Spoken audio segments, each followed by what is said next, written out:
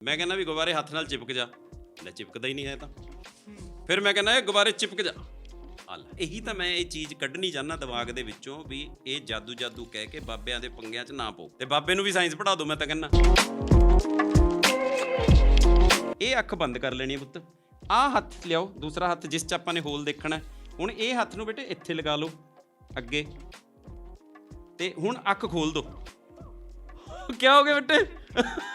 What happened? ਕੀ ਦਿਖਾਈ ਦਿੱਤਾ ਤੁਹਾਨੂੰ? ਹੋਲ ਹੱਥ ਦੇ ਵਿੱਚ ਹੋਲ ਨਜ਼ਰ ਆਇਆ ਨਾ। ਇਹ ਇੱਥੇ ਇਹਨੂੰ ਧੱਕ ਰਿਹਾ ਪਰ ਜੇ ਇਹਨੂੰ ਦੂਰ ਲੈ ਜਾਂਦੇ ਫਿਰ ਤਾਂ ਇਹ ਧੱਕਦਾ ਹੀ ਨਹੀਂ ਹੈ। ਇਹਦਾ ਮਤਲਬ ਬਲ ਘਟ ਗਿਆ। ਤਾਂ ਇਸ ਬਲ ਨੂੰ ਅਸੀਂ ਇਲੈਕਟ੍ਰੋਸਟੈਟਿਕ ਫੋਰਸ ਕਹਿੰਦੇ ਹਾਂ। ਤਾਂ ਹੁਣ ਇਹੀ ਜਿਹੜੇ ਚਾਰਜ ਹੈ ਜੀ ਸਿਮਰਨ ਜੀ, ਜੇ ਇਹੀ ਚਾਰਜ ਨੂੰ ਆਪਾਂ ਤਾਰ 'ਚ ਚਲਾ ਦਈਏ ਬਾ ਕਰੰਟ ਬਣ ਗਿਆ। ਦੋ ਕਾਨ, ਦੋ ਦਾ ਕਹਿੰਦੇ ਦੋ ਕਾਨ, ਕੰਨ ਖੜੇ ਹੁਣ ਚੁਕੰਨਾ ਹੋਵੇ ਵੀ ਮੇਰਾ ਸਮਾਨ ਇਹਨਾਂ ਕੋਈ ਲੈ ਜਾਓ ਚੱਕ ਕੇ। ਦੋ ਕਾਨ ਤੇ ਫਿਰ ਕਹਿੰਦੇ ਦਾਰੀ, ਸਮਾਨ ਅਗਲਾ ਲਵੇ ਨਾ ਲਵੇ ਪਰ ਉਹਦੀ ਆਓ ਭਗਤ ਕਰੇ। ਆਓ ਜੀ ਬੈਠੋ ਜੀ, ਚਾਹ ਪੀਓ ਜੀ, ਪਾਣੀ ਪੀਓ ਜੀ, ਸਮਾਨ ਲਓ ਚਾਹੇ ਨਾ ਲਓ ਤੁਹਾਡੀ ਮਰਜ਼ੀ ਹੈ। ਦੇਖੋ ਹੁਣ ਇਹਨਾਂ ਨੂੰ ਜੋੜ ਲਓ, ਇਹਦੇ ਨਾਲ ਹੀ ਭਾਗ ਕਰ ਦਿਓ ਜੋ ਜੋੜ ਆਇਆ ਇਹਦਾ। 3 ਜਮਾ 3 ਜਮਾ 3 9 ਆ ਗਿਆ, 1 ਜਮਾ 1 ਜਮਾ 1 3 ਆ ਗਿਆ। ਤੁਸੀਂ ਭਾਗ ਕਰੀ ਚੱਲੋ, ਮੈਂ ਜਵਾਬ ਲਿਖੀ ਜਾਂਦਾ। ਹਰ ਵਾਰੀ ਜਦੋਂ ਵੀ ਤੁਸੀਂ ਇਹਨੂੰ ਭਾਗ ਕਰੋਗੇ 37 ਹੋਊਗਾ। ਤੁਸੀਂ ਇਹ ਸੋਚਦੇ ਹੋ ਵੀ ਸਰ ਨੇ ਇੰਨੇ ਕਿੰਨੇ ਰੱਟੇ ਲਾ ਲਏ। ਅਸੀਂ ਮੈਂ ਕਿਹਾ ਰੱਟੇ ਨਹੀਂ ਲਗਾਉਂਦੇ ਹਾਂ, ਅਸੀਂ ਅੰਡਰਸਟੈਂਡਿੰਗ ਨਾਲ ਕਰਦੇ ਹਾਂ। ਬੱਚੇ ਦਾ ਕੋਈ ਕਸੂਰ ਨਹੀਂ ਹੈ। ਬੱਚੇ ਨੂੰ ਜਦ ਤੁਸੀਂ ਸਮਝਾਤਾ ਪਰ ਪ੍ਰੈਕਟੀਕਲੀ ਉਹਨੇ ਦੇਖੀ ਤਾਂ ਹੈ ਨਹੀਂ ਚੀਜ਼ ਜੀ, ਤਾਂ ਉਹ ਰੱਟਾ ਹੀ ਲਾਊਗਾ।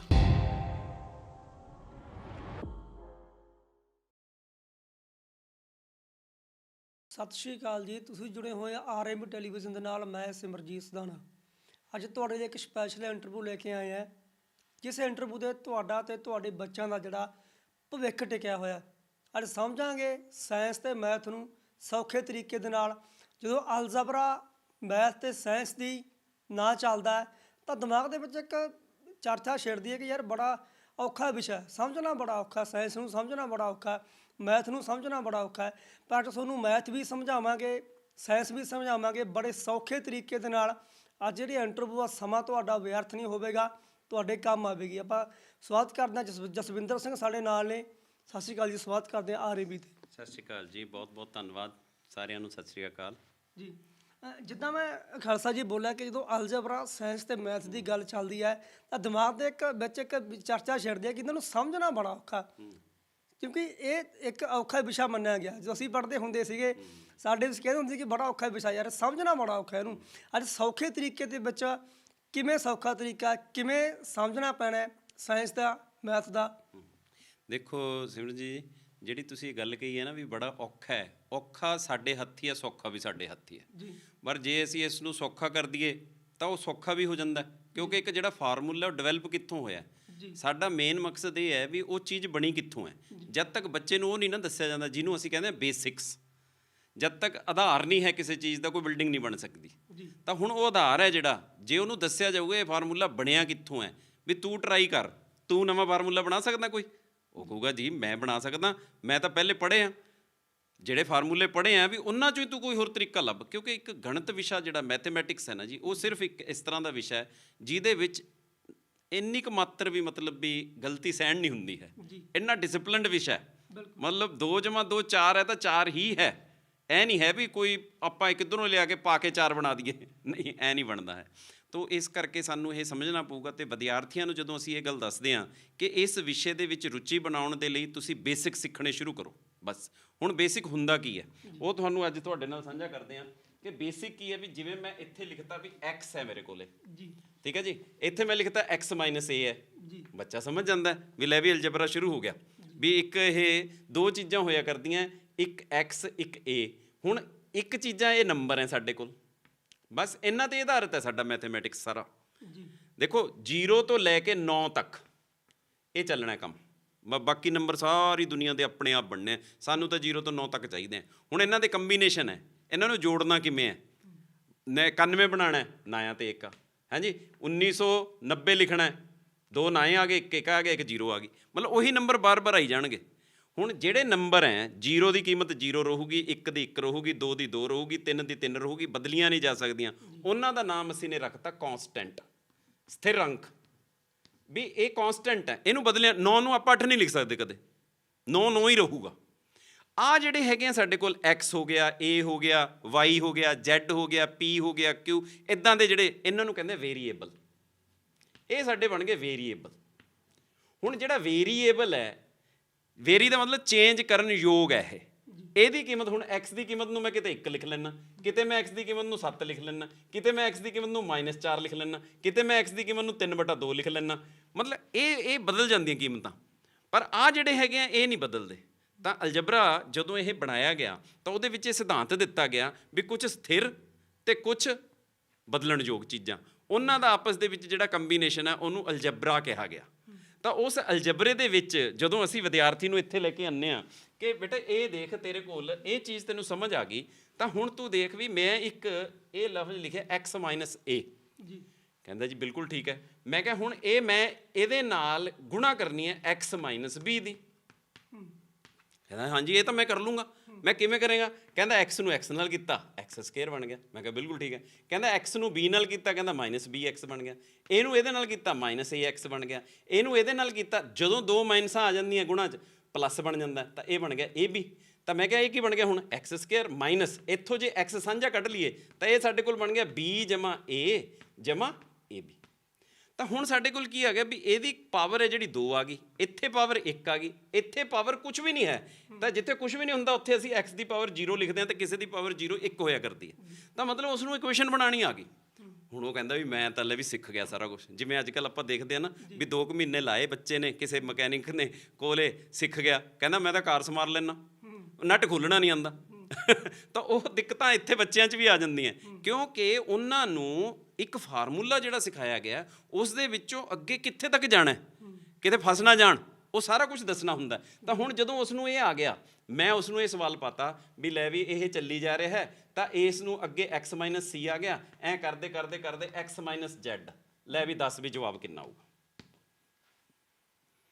ਕਹਿੰਦਾ ਗੱਲ ਹੀ ਕੁਛ ਨਹੀਂ ਜੀ। ਕਹਿੰਦਾ ਪਹਿਲਾਂ ਆਪਾਂ ਇਹਨਾਂ ਦੋਨਾਂ ਨੂੰ ਕਰ ਲੈਂਦੇ ਹਾਂ, ਫਿਰ ਇਹਨਾਂ ਦੋਨਾਂ। ਮੈਂ ਕਿਹਾ ਕਰ, ਫਿਰ ਆਹੀ ਤਾਂ ਮੈਂ ਕਹਿੰਦਾ।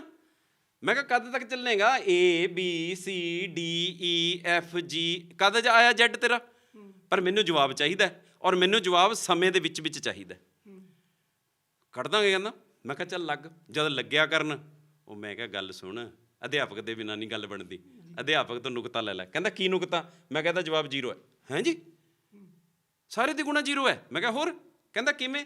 ਮੈਂ ਕਿਹਾ ਦੇਖ x - a ਨੂੰ x - b ਨਾਲ ਤੈਨੂੰ ਦਿਖਾਇਆ ਸੀ ਨਾ ਕਿੱਡਾ ਵੱਡਾ ਆਇਆ ਸੀ, x² a = bx = ab, ਇੰਨਾ ਵੱਡਾ ਆਇਆ ਹੈ ਨਾ। ਹਾਂਜੀ। ਮੈਂ ਕਿਹਾ ਹੁਣ ਆ ਜਾ।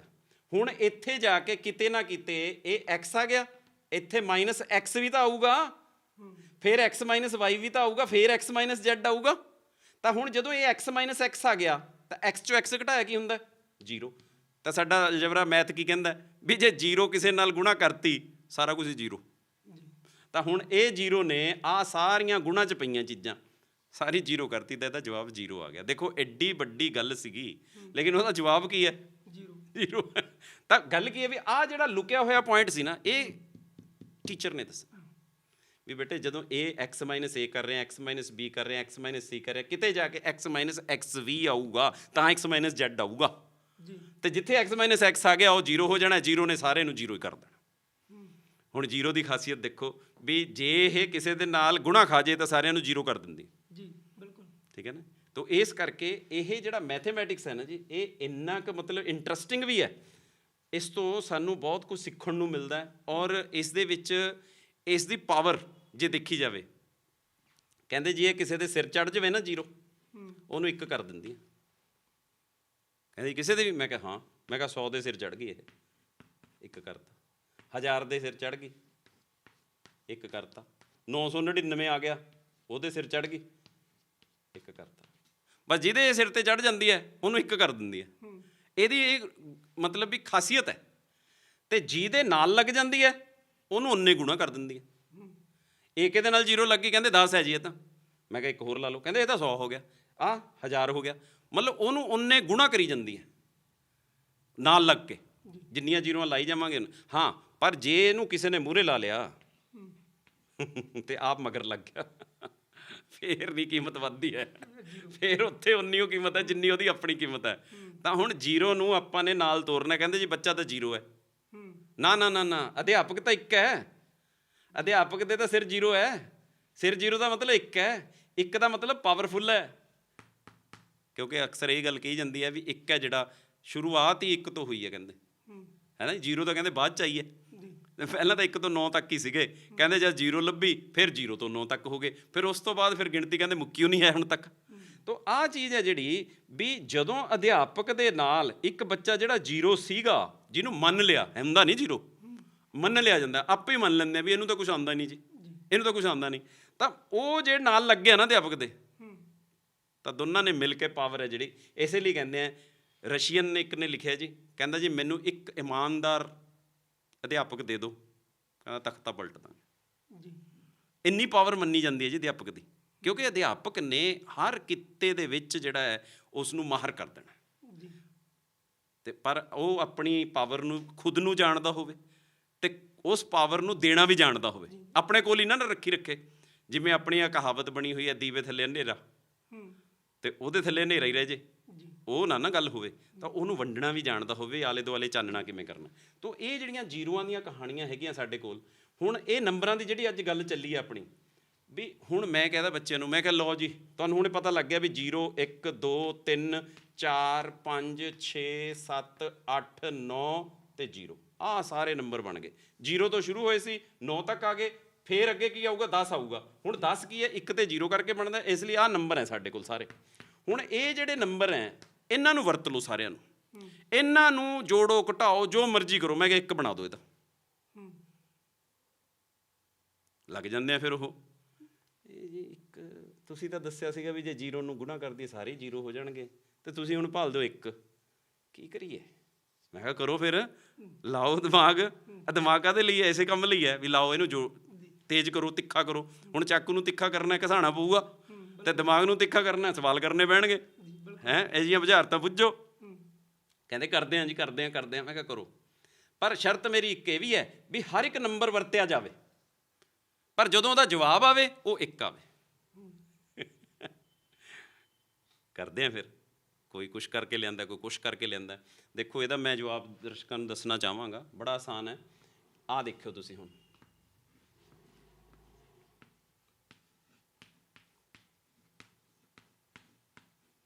ਲਓ ਜੀ 0 1 2 3 4 5 6 7 8 9। ਦੇਖੋ ਸਾਰੇ ਵਰਤੇ ਕੇ ਕੋਈ ਰਿਹਾ ਤਾਂ ਨਹੀਂ ਜੀ? ਦੇਖ ਲਓ ਹੁਣ ਸਿਮਰਨ ਜੀ, ਫਿਰ ਕਹਿ ਦਿਓ ਸਾਰੇ ਵਰਤੇ ਗਏ ਜੀ, ਸਾਰੇ ਵਰਤੇ ਗਏ। 0 ਤੋਂ ਲੈ ਕੇ 9 ਤੱਕ ਸਾਰੇ ਵਰਤ ਲਏ, ਤੇ ਜਵਾਬ ਕਿੰਨਾ ਭਾਲਦਾ ਮੈਂ? 1। ਆਹ ਲਿਖੋ 148 1 148 148 ਦੂਣਾ 296। ਆ ਕਿੰਨਾ ਆ ਗਿਆ? ਅੱਧਾ ਬਣ ਗਿਆ ਜੀ। ਜਮਾ ਕਰ ਦੋ 35 ਏਕਮ 35 35 ਦੂਣਾ 70। ਲੋ ਜੀ ਅੱਧਾ ਤੇ ਅੱਧਾ 1 ਜੀ। ਬੜੇ ਸੌਖੇ ਤਰੀਕਿਆਂ ਨਾਲ ਸਮਝਾ ਦਿੱਤਾ ਹੈ। ਮੈਂ ਗੱਲ ਇਹ ਹੈ ਵੀ ਇਹ ਜਿਹੜੀਆਂ ਚੀਜ਼ਾਂ ਹੈਗੀਆਂ ਨਾ, ਮੈਂ ਕਹਿੰਦਾ ਬੱਚਾ ਕਲਾਸ 'ਚ ਉੱਠ ਕੇ ਤਾਂ ਦਿਖਾਵੇ, ਜਾ ਕੇ ਤਾਂ ਦਿਖਾਵੇ, ਬਾਹਰ ਨੂੰ ਨਹੀਂ ਜਾ ਸਕਦਾ, ਕਿਉਂਕਿ ਇਹ ਚੀਜ਼ਾਂ ਜਿਹੜੀਆਂ ਹੈਗੀਆਂ ਉਹਨੂੰ ਖਿੱਚਦੀਆਂ ਵੀ ਯਾਰ ਇਹ ਤਾਂ ਕਮਾਲ ਹੋ ਗਈ, ਇਸ ਤਰ੍ਹਾਂ ਦਾ ਆਪਾਂ ਕਿਉਂ ਨਹੀਂ ਬਣਾਇਆ ਹੁਣ ਤੱਕ? ਆਪਾਂ ਵੀ ਕਰ ਸਕਦੇ ਹਾਂ ਕੁਛ ਨਾ ਕੁਛ ਨਵਾਂ। ਤਾਂ ਉਹ ਨਵਾਂ ਕਰਨ ਦੀ ਕੋਸ਼ਿਸ਼। ਹੁਣ ਅੱਜ ਬੱਚੇ ਦੀ ਸਥਿਤੀ ਕੀ ਹੋ ਗਈ ਮੈਂ ਤੁਹਾਨੂੰ ਦੱਸਦਾ ਕਿ ਉਹਨੂੰ ਕਹੋ ਜੀ 3 ਲਿਖ, ਕਹਿੰਦਾ ਲੱਤੀਆ ਮੇਰਾ। ਮੈਂ ਕਿਹਾ ਜੇ ਜਾਂ ਤੇਰਾ ਤੀਆ ਹੋਏ ਜਾਂ ਤੇ ਢਿੱਲਾ ਆਪ ਹੈ, ਵੀ ਇਹਨੂੰ ਟਾਈਟ ਕਰ ਪਹਿਲਾਂ। ਕਹਿੰਦਾ ਜੀ ਕਿਵੇਂ? ਮੈਂ ਕਿਹਾ ਦੇਖ ਮੇਰਾ ਤੀਆ ਦੇਖ ਹੈ। ਕਹਿੰਦਾ 5 ਆ 5 ਬਣ ਗਿਆ। ਮੈਂ ਨਾ ਪਤਾ ਲੱਗੇ ਵੀ ਅੰਕ ਪਾਇਆ ਜੀ। ਆਹ ਚੀਜ਼ਾਂ ਜੇ ਬੇਸਿਕ ਜਿਹੜੀ ਮੈਂ ਤੁਹਾਡੇ ਨਾਲ ਗੱਲ ਕੀਤੀ ਹੈ ਨਾ, ਆਧਾਰ ਮਜ਼ਬੂਤ ਕਰਨ ਦੀ ਲੋੜ ਹੈ। ਬਸ ਜਿੱਦਾਂ ਆਧਾਰ ਮਜ਼ਬੂਤ ਹੋ ਗਿਆ ਆਪੇ ਚੱਲੀ ਜਾਣਾ ਕੰਮ, ਉਹ ਆਪ ਹੀ ਖੁਸ਼ ਹੋਈ ਜਾਊਗਾ ਆਪਣੀ ਲਿਖਾਈ ਨੂੰ ਦੇਖ ਦੇਖ ਕੇ। ਮੇਨ ਮੋੜ ਆਧਾਰ ਤੇ ਖੜਾ। ਦੇਖੋ ਸਾਰਾ ਕੁਝ ਵੀ ਆਧਾਰ ਤੇ ਖੜਾ ਹੈ, ਜੋ ਮਰਜ਼ੀ ਚੀਜ਼ ਕਰ ਲਓ। ਜੇ ਆਪਣੀ ਜ਼ਿੰਦਗੀ ਉਹ ਵੀ ਕਿਸੇ ਆਧਾਰ ਤੇ ਖੜੀ ਹੈ। ਇੱਕ ਸੈੱਲ ਤੋਂ ਫਿਰ ਉਹਦੇ ਵਿੱਚ ਦੇਖੋ ਕਿਵੇਂ ਅੱਗੇ ਸੈੱਲਾਂ ਤੋਂ ਅੱਗੇ ਟਿਸ਼ੂ ਬਣੇ ਹੈ, ਟਿਸ਼ੂਆਂ ਤੋਂ ਅੰਗ ਬਣੇ, ਅੰਗ ਤੋਂ ਅੰਗ ਪ੍ਰਣਾਲੀਆਂ ਬਣੀਆਂ, ਅੰਗ ਪ੍ਰਣਾਲੀਆਂ ਤੋਂ ਸਰੀਰ ਬਣਿਆ। ਹੁਣ ਜੇ ਕਹੀਏ ਸੈੱਲ ਹੀ ਨਹੀਂ ਹੈਗਾ ਫਿਰ ਸਰੀਰ ਬਣ ਜੂ ਕਿਤੇ? ਨਹੀਂ ਬਣਦਾ ਹੈ। ਫਿਰ ਉਹ ਪ੍ਰਣਾਲੀਆਂ ਵੀ ਨਹੀਂ ਬਣਦੀਆਂ, ਫਿਰ ਉੱਥੇ ਹੀ ਕੰਮ ਖੜ ਜਾਂਦਾ। ਪੁੱਟੇ ਆ ਜਾਓ ਤਾਂ ਫਿਰ ਸੈੱਲ ਤੇ ਮੁੱਕਣੀ ਹੈ ਗੱਲ। ਤਾਂ ਮਤਲਬ ਗੱਲ ਹੈ ਜਿਹੜੀ ਸਾਡੀ ਜਿਹੜੀ ਸਾਇੰਸ ਹੈ ਨਾ ਜੀ, ਉਹ ਕੀ ਕਹਿੰਦੀ ਹੈ ਵੀ ਜਿੱਥੋਂ ਤੁਸੀਂ ਸ਼ੁਰੂ ਹੋਏ ਹੋ ਉੱਥੇ ਹੀ ਗੱਲ ਮੁੱਕਣੀ ਹੈ। ਆ ਇਹਦਾ ਸਿਧਾਂਤ ਹੈ ਸਾਡਾ ਜੀ ਵੀ ਜਿੱਥੋਂ ਸ਼ੁਰੂ ਹੋਏ ਹੋ ਜੇ ਤੁਸੀਂ ਉੱਥੇ ਤੱਕ ਪਹੁੰਚ ਜਾਂਦੇ ਹੋ ਤਾਂ ਫਿਰ ਅਸੀਂ ਇਸ ਗੱਲ ਨੂੰ ਮੰਨਦੇ ਹਾਂ। ਤੇ ਹੁਣ ਅਸੀਂ ਜਿੱਥੋਂ ਸ਼ੁਰੂ ਹੋਏ ਹਾਂ ਜੇ ਉੱਥੇ ਹੀ ਪਹੁੰਚ ਗਏ, ਕਹਿੰਦੇ ਜਾਂ ਤਾਂ ਜ਼ੀਰੋ ਹੈ ਕਹਿੰਦੇ ਜਾਂ ਤਾਂ ਕਰੇ ਕੁਛ ਨਹੀਂ, ਜ਼ੀਰੋ ਹੈ ਤਾਂ ਇੱਥੋਂ ਹੀ ਚੱਲਿਆ ਸੀ ਇੱਥੇ ਹੀ ਵਾਪਸ ਆ ਗਿਆ, ਜ਼ੀਰੋ ਹੈ। ਔਰ ਫਿਜ਼ਿਕਸ ਦੇ ਵਿੱਚ ਇਹ ਸਿਧਾਂਤ ਲਿਖਿਆ ਹੋਇਆ ਜੀ ਕਿ ਜਦੋਂ ਕੋਈ ਚੀਜ਼ ਇੱਥੋਂ ਚੱਲੀ ਹੈ ਤੇ ਉੱਥੇ ਹੀ ਵਾਪਸ ਆ ਗਈ ਤਾਂ ਉਹਦੇ ਵਿੱਚ ਉਹਦੀ ਜਿਹੜੀ ਡਿਸਪਲੇਸਮੈਂਟ ਉਹ ਜ਼ੀਰੋ ਮੰਨੀ ਜਾਂਦੀ, ਡਿਸਪਲੇਸ ਹੀ ਨਹੀਂ ਹੋਈ ਬੋਡੀ, ਉੱਥੇ ਹੀ ਫੇਰ ਆ ਗਈ। ਹੁਣ ਇਸੇ ਤਰ੍ਹਾਂ ਸਾਇੰਸ ਦੇ ਵਿੱਚ ਕੀ ਹੈ, ਚੱਕਰ ਚੱਲਦਾ, ਕਹਿੰਦੇ ਜਲ ਚੱਕਰ, ਕਾਰਬਨ ਚੱਕਰ, ਇਹ ਜਿਹੜੇ ਚੱਕਰ ਹੈ, ਚੱਕਰ ਦਾ ਮਤਲਬ ਕਿ ਆਹ ਚੱਕਰ ਹੈ ਹੁਣ ਵੀ ਉੱਥੇ ਜਿੱਥੋਂ ਚੱਲੀ ਸੀ ਉੱਥੇ ਵਾਪਸ।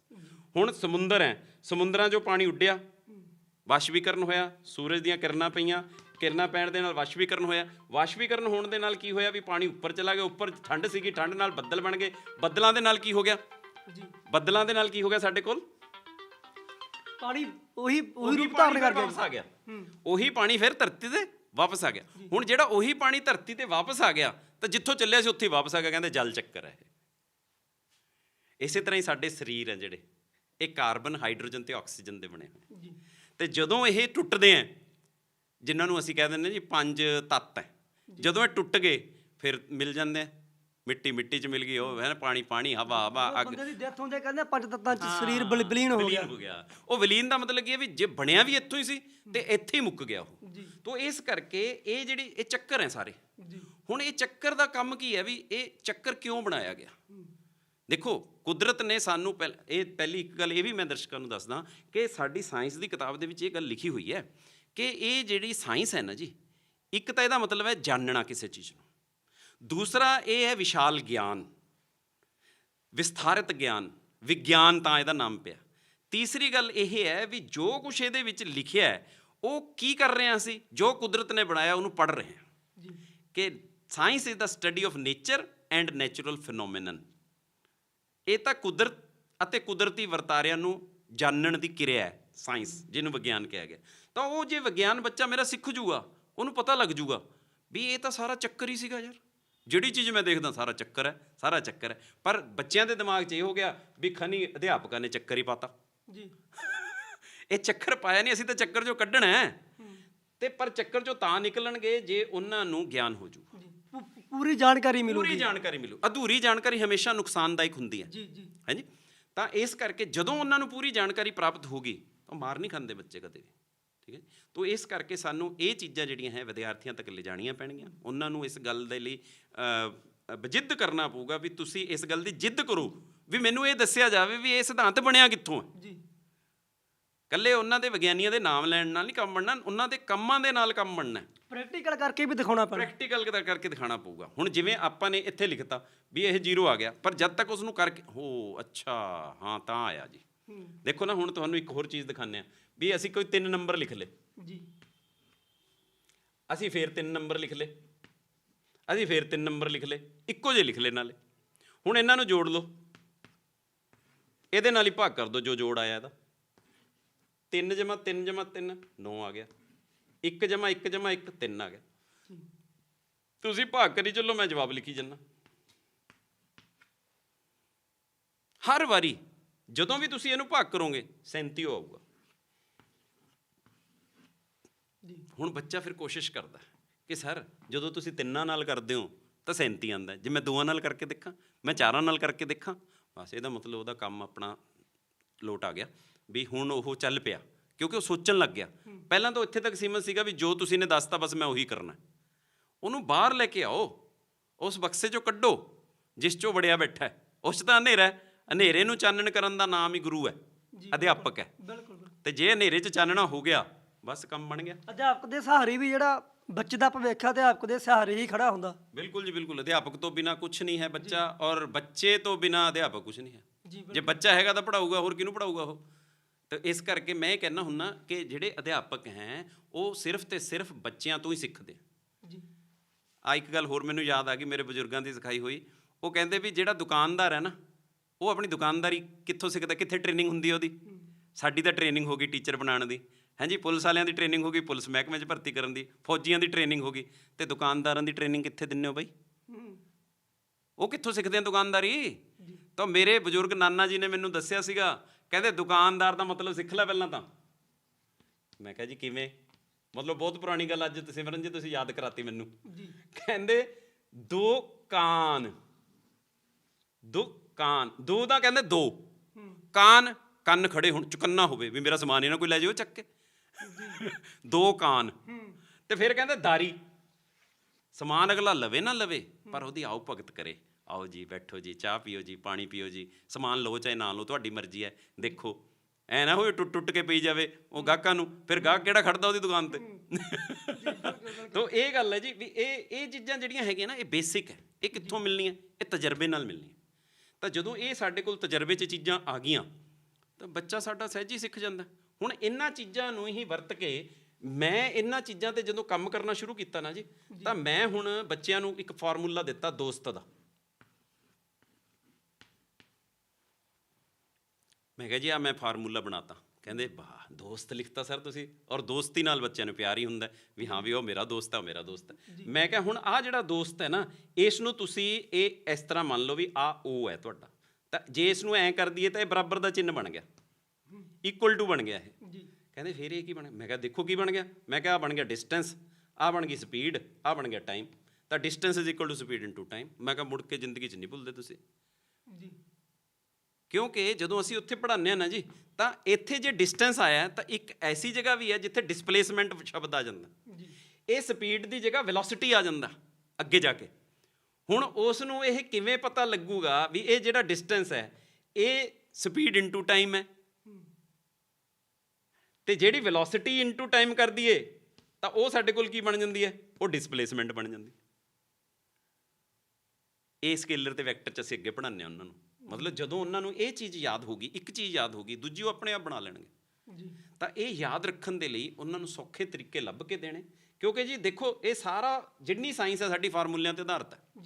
ਇੱਕ ਵਿਗਿਆਨੀ ਆਇਆ, ਉਹ ਕਹਿੰਦਾ ਨਿਊਟਨ ਜੀ ਉਹਦਾ ਨਾਮ, ਉਹ ਕਹਿੰਦਾ ਵੀ ਦੋ ਵਸਤੂਆਂ ਪਈਆਂ, ਇੱਕ ਦਾ ਪੁੰਜ m1 ਹੈ, ਇੱਕ ਦਾ m2 ਹੈ, ਦੋਨਾਂ ਦੇ ਵਿਚਕਾਰ ਦੂਰੀ r ਹੈ। ਕਹਿੰਦਾ ਇੱਕ ਦੂਜੇ 'ਤੇ ਕਿੰਨੀ ਫੋਰਸ ਲਗਾ ਰਹੀਆਂ? ਉਹਨੇ ਫਾਰਮੂਲਾ ਦਿੱਤਾ ਸਾਨੂੰ, ਕਹਿੰਦਾ ਆ ਲਓ ਜੀ, ਬਣਾਤਾ ਉਹਨੇ ਫਾਰਮੂਲਾ।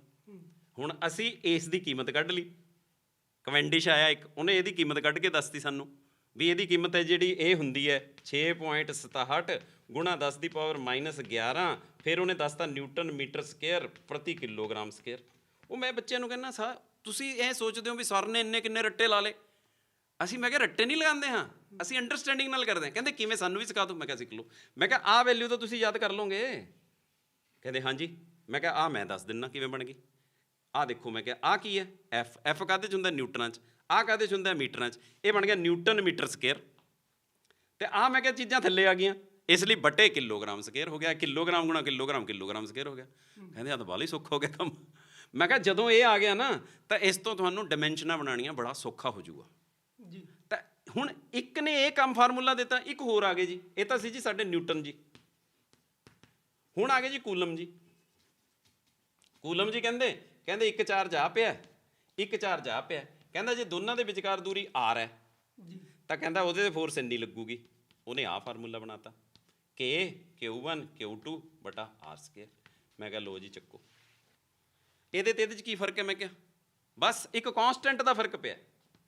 ਉੱਥੇ ਵਸਤੂਆਂ ਸੀਗੀਆਂ, ਵਸਤੂਆਂ ਦਾ ਪੁੰਜ ਸੀਗਾ, ਇੱਥੇ ਚਾਰਜ ਹੈ, ਕਿੰਨਾ ਕਿੰਨਾ ਚਾਰਜ ਹੈ, ਉਹ ਬਣ ਗਿਆ। ਹੁਣ ਜਦੋਂ ਤੁਹਾਨੂੰ ਇਹ ਪਤਾ ਲੱਗ ਗਿਆ ਵੀ ਯਾਰ ਕੂਲਮ ਨੇ ਤਾਂ ਨਿਊਟਨ ਵਾਲੀ ਉਹ ਗੱਲ ਕਰਤੀ, ਜਮਾਂ ਐਫ ਦੀ ਜਗ੍ਹਾ ਐਫ ਹੈ, ਬਸ ਇੱਥੇ ਆਹ ਬਦਲਤੇ ਉਹਨੇ, ਬਾਕੀ ਤਾਂ ਉਹੀ ਰਹਿ ਗਿਆ। ਇਹਨੂੰ ਇਨਵਰਸ ਸਕੇਅਰ ਲਾ ਵੀ ਇਸ ਲਈ ਕਿਹਾ ਜਾਂਦਾ। ਹੁਣ ਮੈਂ ਕਹਿੰਦਾ ਵੀ ਜਦੋਂ ਤੁਸੀਂ ਇਹਦੀ ਕੇ ਦੀ ਵੈਲਿਊ ਲੱਭਦੇ ਹੋ ਤਾਂ ਉਦੋਂ ਤੁਹਾਡੇ ਕੋਲ ਇਹਦੀ ਕੇ ਦੀ ਵੈਲਿਊ ਜਿਹੜੀ ਆ ਜਾਂਦੀ ਹੈ 9 ਗੁਣਾ 10 ਦੀ ਪਾਵਰ 9, ਫਿਰ ਉੱਥੇ ਆ ਜਾਓ ਨਿਊਟਨ ਮੀਟਰ ਸਕੇਅਰ। ਹੁਣ ਇੱਥੇ ਕਿਲੋਗ੍ਰਾਮ ਨਹੀਂ ਆਊਗਾ, ਇੱਥੇ ਕੀ ਆ ਜਾਊਗਾ? ਚਾਰਜ। ਚਾਰਜ ਦੀ ਹੁੰਦੀ ਕੂਲਮ, ਕੂਲਮ ਗੁਣਾ ਕੂਲਮ, ਕੂਲਮ ਸਕੇਅਰ। ਆ ਬਣ ਗਿਆ ਜੀ। ਲਓ ਜੀ, ਇੰਨੇ ਕੁ ਕੰਮ ਨਾਲ ਹੀ ਕੰਪੈਰੀਜ਼ਨ ਕਰਾ ਕੇ ਉਹਨਾਂ ਨੂੰ ਫਿਜ਼ਿਕਸ ਯਾਦ ਹੋ ਜਾਂਦੀ ਜੀ। ਮਤਲਬ ਇਹ ਜਿਹੜੀ ਚੀਜ਼ ਹੈ ਨਾ ਜੀ, ਜਦੋਂ ਬੱਚਿਆਂ ਤੱਕ ਇਹ ਚੀਜ਼ਾਂ ਇਸ ਤਰ੍ਹਾਂ ਪਹੁੰਚਣਗੀਆਂ ਫਿਰ ਉਹਨਾਂ ਦੀ ਦਿਲਚਸਪੀ ਵਧੂਗੀ। ਜਦੋਂ ਉਹਨਾਂ ਦੀ ਦਿਲਚਸਪੀ ਵੱਧਦੀ ਹੈ ਫਿਰ ਉਹਨਾਂ ਨੂੰ ਅਸੀਂ ਇਹ ਚੀਜ਼ਾਂ ਕਰਕੇ ਦਿਖਾਉਂਦੇ ਹਾਂ। ਵੀ ਜਿਵੇਂ ਹੁਣ ਤੁਹਾਨੂੰ ਮੈਂ ਦਿਖਾਉਣਾ ਪ੍ਰਯੋਗ ਰਾਹੀਂ ਕਰਕੇ ਕਿ ਇੱਕ ਸਾਡੇ ਕੋਲ ਚਾਰਜ ਕੀ ਹੈ। ਦੇਖੋ ਆਹ ਹੈ ਜਿਹੜੀ ਚੀਜ਼, ਇਹ ਮੇਰੇ ਕੋਲੇ ਇੱਕ ਟੈਫਲੋਨ ਦੀ ਟੇਪ ਹੈ, ਬਸ ਸਿੰਪਲ ਪਲੰਬਰਾਂ ਕੋਲੇ ਹੁੰਦੀ ਆਮ, ਕੋਈ ਖਰੀਦ ਕੇ ਕਰਕੇ ਦੇਖ ਲਿਓ, ਕੋਈ ਐਸੀ ਗੱਲ ਨਹੀਂ ਹੈ। ਇਹ ਜਿਹੜਾ ਟੀਚਰ ਹੈ ਨਾ ਜਾਦੂਗਰ ਨਹੀਂ ਹੁੰਦਾ, ਜਾਦੂਗਰ ਤਾਂ ਲੁਕੋ ਕੇ ਲੈ ਜਾਊਗਾ, ਪਰ ਟੀਚਰ ਦੱਸ ਕੇ ਜਾਂਦਾ ਸਾਰਾ ਕੁਝ ਵੀ ਮਿਲੂ ਕਿੱਥੋਂ, ਇਹ ਵੀ ਦੱਸਦਾ ਨਾਲ। ਹਾਂਜੀ, 20 ਰੁਪਏ ਦੀ ਮਿਲਦੀ ਹੈ ਪਲੰਬਰ ਉੱਥੇ ਸੈਨੇਟਰੀ ਵਾਲੀ ਦੁਕਾਨ ਤੋਂ, ਲੈ ਲਓ ਜਾ ਕੇ। ਹੁਣ ਆਹ ਦੇਖੋ ਜੀ, ਇਹਦੇ ਨਾਲ ਸਿਮਰਨ ਜੀ ਆਹ ਦੇਖੋ ਖਿੱਚ ਨਹੀਂ ਪੈ ਰਹੀ ਇਹਨੂੰ, ਜੀ ਜੀ ਖਿੱਚ ਨਹੀਂ ਰਿਹਾ ਇਹਨੂੰ। ਜੀ ਹੁਣ ਇਹ ਤੁਸੀਂ ਦੇਖਿਓ, ਮੈਂ ਇਹਦੇ 'ਚ ਕੀ ਕਰਨਾ, ਆਹ ਮੈਂ ਇਹਨੂੰ ਘਸਾਇਆ ਥੋੜ੍ਹਾ ਜਿਹਾ, ਜੀ ਬਸ ਕਿਤਾਬਾਂ 'ਚ ਲਿਖਿਆ ਹੈ ਵੀ ਜਦੋਂ ਤੁਸੀਂ ਚੀਜ਼ਾਂ ਨੂੰ ਰਗੜਦੇ ਹੋ, ਰਗੜਨ ਦੇ ਨਾਲ ਉਹਨਾਂ ਦਾ ਜਿਹੜਾ ਚਾਰਜ ਹੈ ਉਹਨਾਂ ਦੀ ਸਤ੍ਹਾ 'ਤੇ ਆ ਜਾਂਦਾ। ਆਪਾਂ ਚੈੱਕ ਕਰ ਲੈਂਦੇ ਹਾਂ ਜੀ ਰਗੜ ਬਲ ਪੈਦਾ ਹੋ ਗਿਆ। ਰਗੜਨ ਦੇ ਨਾਲ ਜਿਹੜਾ ਇਹਦੇ 'ਤੇ ਚਾਰਜ ਕੀ ਹੈ, ਹੁਣ ਉਹਨਾਂ ਨੂੰ ਜਦੋਂ ਦੱਸੀਦਾ ਵੀ ਚਾਰਜ ਕੀ ਹੈ, ਭਾਈ ਇਲੈਕਟ੍ਰੋਨ ਹੈ ਜਿਹੜੇ ਇੱਕ ਜਗ੍ਹਾ ਤੋਂ ਦੂਜੀ ਜਗ੍ਹਾ 'ਤੇ ਸ਼ਿਫਟ ਹੋ ਗਏ। ਹੁਣ ਜਦੋਂ ਉਹ ਇਲੈਕਟ੍ਰੋਨ ਇੱਕ ਜਗ੍ਹਾ ਤੋਂ, ਹੁਣ ਆਹ ਇੱਕ ਜਗ੍ਹਾ ਆਹ ਦੋ ਜਗ੍ਹਾ ਹੋ ਗਈਆਂ, ਇੱਕ ਤੋਂ ਦੂਜੇ 'ਤੇ ਚਲੇ ਗਏ। ਹੁਣ ਜਿੱਥੇ ਚਲੇ ਗਏ ਉਹ ऋण ਹੋ ਗਿਆ, ਨੈਗੇਟਿਵ ਹੋ ਗਿਆ। ਜਿੱਥੋਂ ਗਏ ਹੈ ਚਲੇ ਗਈ ਚੀਜ਼, ਨੈਗੇਟਿਵ ਚੀਜ਼ ਉੱਥੋਂ ਚਲੀ ਗਈ, ਪਿੱਛੇ ਕੀ ਰਹਿ ਗਈ, ਪੋਜ਼ਿਟਿਵ ਰਹਿ ਗਈ, ਤਾਂ ਦੋ ਹੋ ਗਏ। ਹੁਣ ਜੇ ਨੈਗੇਟਿਵ ਤੇ ਪੋਜ਼ਿਟਿਵ ਹੋਣਗੇ ਤਾਂ ਇੱਕ ਦੂਜੇ ਨੂੰ ਖਿੱਚ ਲੈਣਗੇ। ਜੀ ਬਿਲਕੁਲ। ਤੇ ਅੱਗੇ ਕਿਤਾਬ 'ਚ ਅਗਲੀ ਲਾਈਨ ਇਹ ਲਿਖੀ ਹੈ ਕਿ ਅਨਲਾਈਕ ਚਾਰਜਿਸ ਅਟਰੈਕਟ ਈਚ ਅਦਰ। ਤੇ ਇਹ ਲਿਖੀ ਲਾਈਨ ਨਾਲ ਤਾਂ ਨਹੀਂ ਸਮਝ ਆਇਆ ਇਹਨਾਂ ਨੂੰ, ਇੱਥੋਂ ਸਮਝ ਆ ਗਿਆ ਉਹਨੂੰ ਵੀ ਇੱਕ ਪੋਜ਼ਿਟਿਵ ਹੈ ਇੱਕ ਨੈਗੇਟਿਵ ਹੈ। ਹਾਂ ਓਏ, ਇਹ ਤਾਂ ਖਿੱਚੀ ਤੁਰੇ ਜਾਂਦੇ। ਫਿਰ ਉਹ ਸਵਾਲ ਕਰਦਾ ਮੈਨੂੰ, ਕਹਿੰਦੇ ਜੀ ਖਿੱਚਣ ਵਾਲੀ ਗੱਲ ਤਾਂ ਠੀਕ ਹੈ, ਹੁਣ ਇਹ ਵੀ ਦਿਖਾ ਦਿਓ ਫਿਰ ਵੀ ਇਹ ਧੱਕਦੇ ਵੀ ਇੱਕ ਦੂਜੇ ਨੂੰ। ਠੀਕ ਹੈ ਨਾ। ਹੁਣ ਉਹ ਫਿਰ ਉਸ ਤੋਂ ਬਾਅਦ ਫਿਰ ਉਹ ਕਰਕੇ ਦਿਖਾ ਦਈਦਾ ਉਹਨੂੰ ਵੀ ਉਹ ਧੱਕਦੇ ਕਿਵੇਂ ਇੱਕ ਦੂਜੇ ਨੂੰ। ਆਹ ਦੇਖੋ, ਹੁਣ ਇਹਦੇ ਨਾਲ ਦਾ ਹੀ ਇਹ ਸਾਡੇ ਕੋਲ ਆ ਗਿਆ ਜੀ ਗੁਬਾਰਾ। ਜੀ ਇਸ ਗੁਬਾਰੇ 'ਚ ਆਪਾਂ ਨੇ ਹਵਾ ਭਰ ਲਈ। ਜਦੋਂ ਇਸ ਗੁਬਾਰੇ 'ਚ ਹਵਾ ਭਰ ਲਈ, ਮੈਂ ਕਹਿੰਦਾ ਵੀ ਗੁਬਾਰੇ ਹੱਥ ਨਾਲ ਚਿਪਕ ਜਾ, ਲੈ ਚਿਪਕਦਾ ਹੀ ਨਹੀਂ ਹੈ ਤਾਂ। ਫਿਰ ਮੈਂ ਕਹਿੰਦਾ ਇਹ ਗੁਬਾਰੇ ਚਿਪਕ ਜਾ, ਆ ਲੈ। ਇਹ ਕੀ ਕਰ ਰਗੜ ਬਲ ਪੈਦਾ ਹੋ ਗਈ, ਰਗੜ ਬਸ ਉਹੀ ਰਗੜੇ ਹੀ ਹੈ ਜੀ। ਉਹਨੂੰ ਹੱਥ ਨਾਲ ਇਸ ਤਰ੍ਹਾਂ ਰਗੜਿਆ ਸੀ, ਇਹਨੂੰ ਬਸ ਮੈਂ ਐਂ ਕਰਤਾ। ਤੇ ਲੋਕੀ ਕਹਿੰਦੇ ਵੀ ਬੜਾ ਜਾਦੂ ਹੈ। ਉਹ ਮੈਂ ਕਿਹਾ ਜਾਦੂ ਨਹੀਂ ਆ, ਤੁਸੀਂ ਕਰ ਲਓ ਯਾਰ। ਲੋਕ ਜਾਦੂ ਹੀ ਕਹਿੰਦੇ ਆ, ਪਰ ਜਾਦੂ ਆ। ਹਾਂ, ਇਹ ਜਾਦੂ ਕਹਿੰਦੇ ਆ। ਇਹੀ ਤਾਂ ਮੈਂ ਇਹ ਚੀਜ਼ ਕੱਢਣੀ ਚਾਹੁੰਦਾ ਦਿਮਾਗ ਦੇ ਵਿੱਚੋਂ ਵੀ ਇਹ ਜਾਦੂ ਕਹਿ ਕੇ ਬਾਬਿਆਂ ਦੇ ਪੰਗਿਆਂ 'ਚ ਨਾ ਪਾਓ ਜੀ।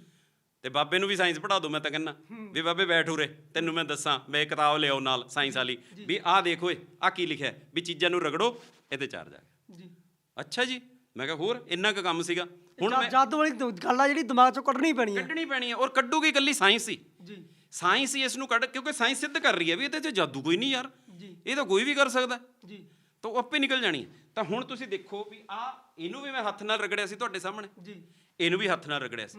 ਤਾਂ ਹੁਣ ਤੁਸੀਂ ਇਹਦੇ 'ਚ ਦੇਖੋਗੇ, ਮੈਂ ਕੈਮਰਾਮੈਨ ਸਾਥੀ ਨੂੰ ਕਹੂੰਗਾ ਵੀ ਦਿਖਾਣਗੇ ਉਹ ਵੀ ਇਹ ਧੱਕਦੇ ਆ ਜਾਂ ਖਿੱਚਦੇ ਆ।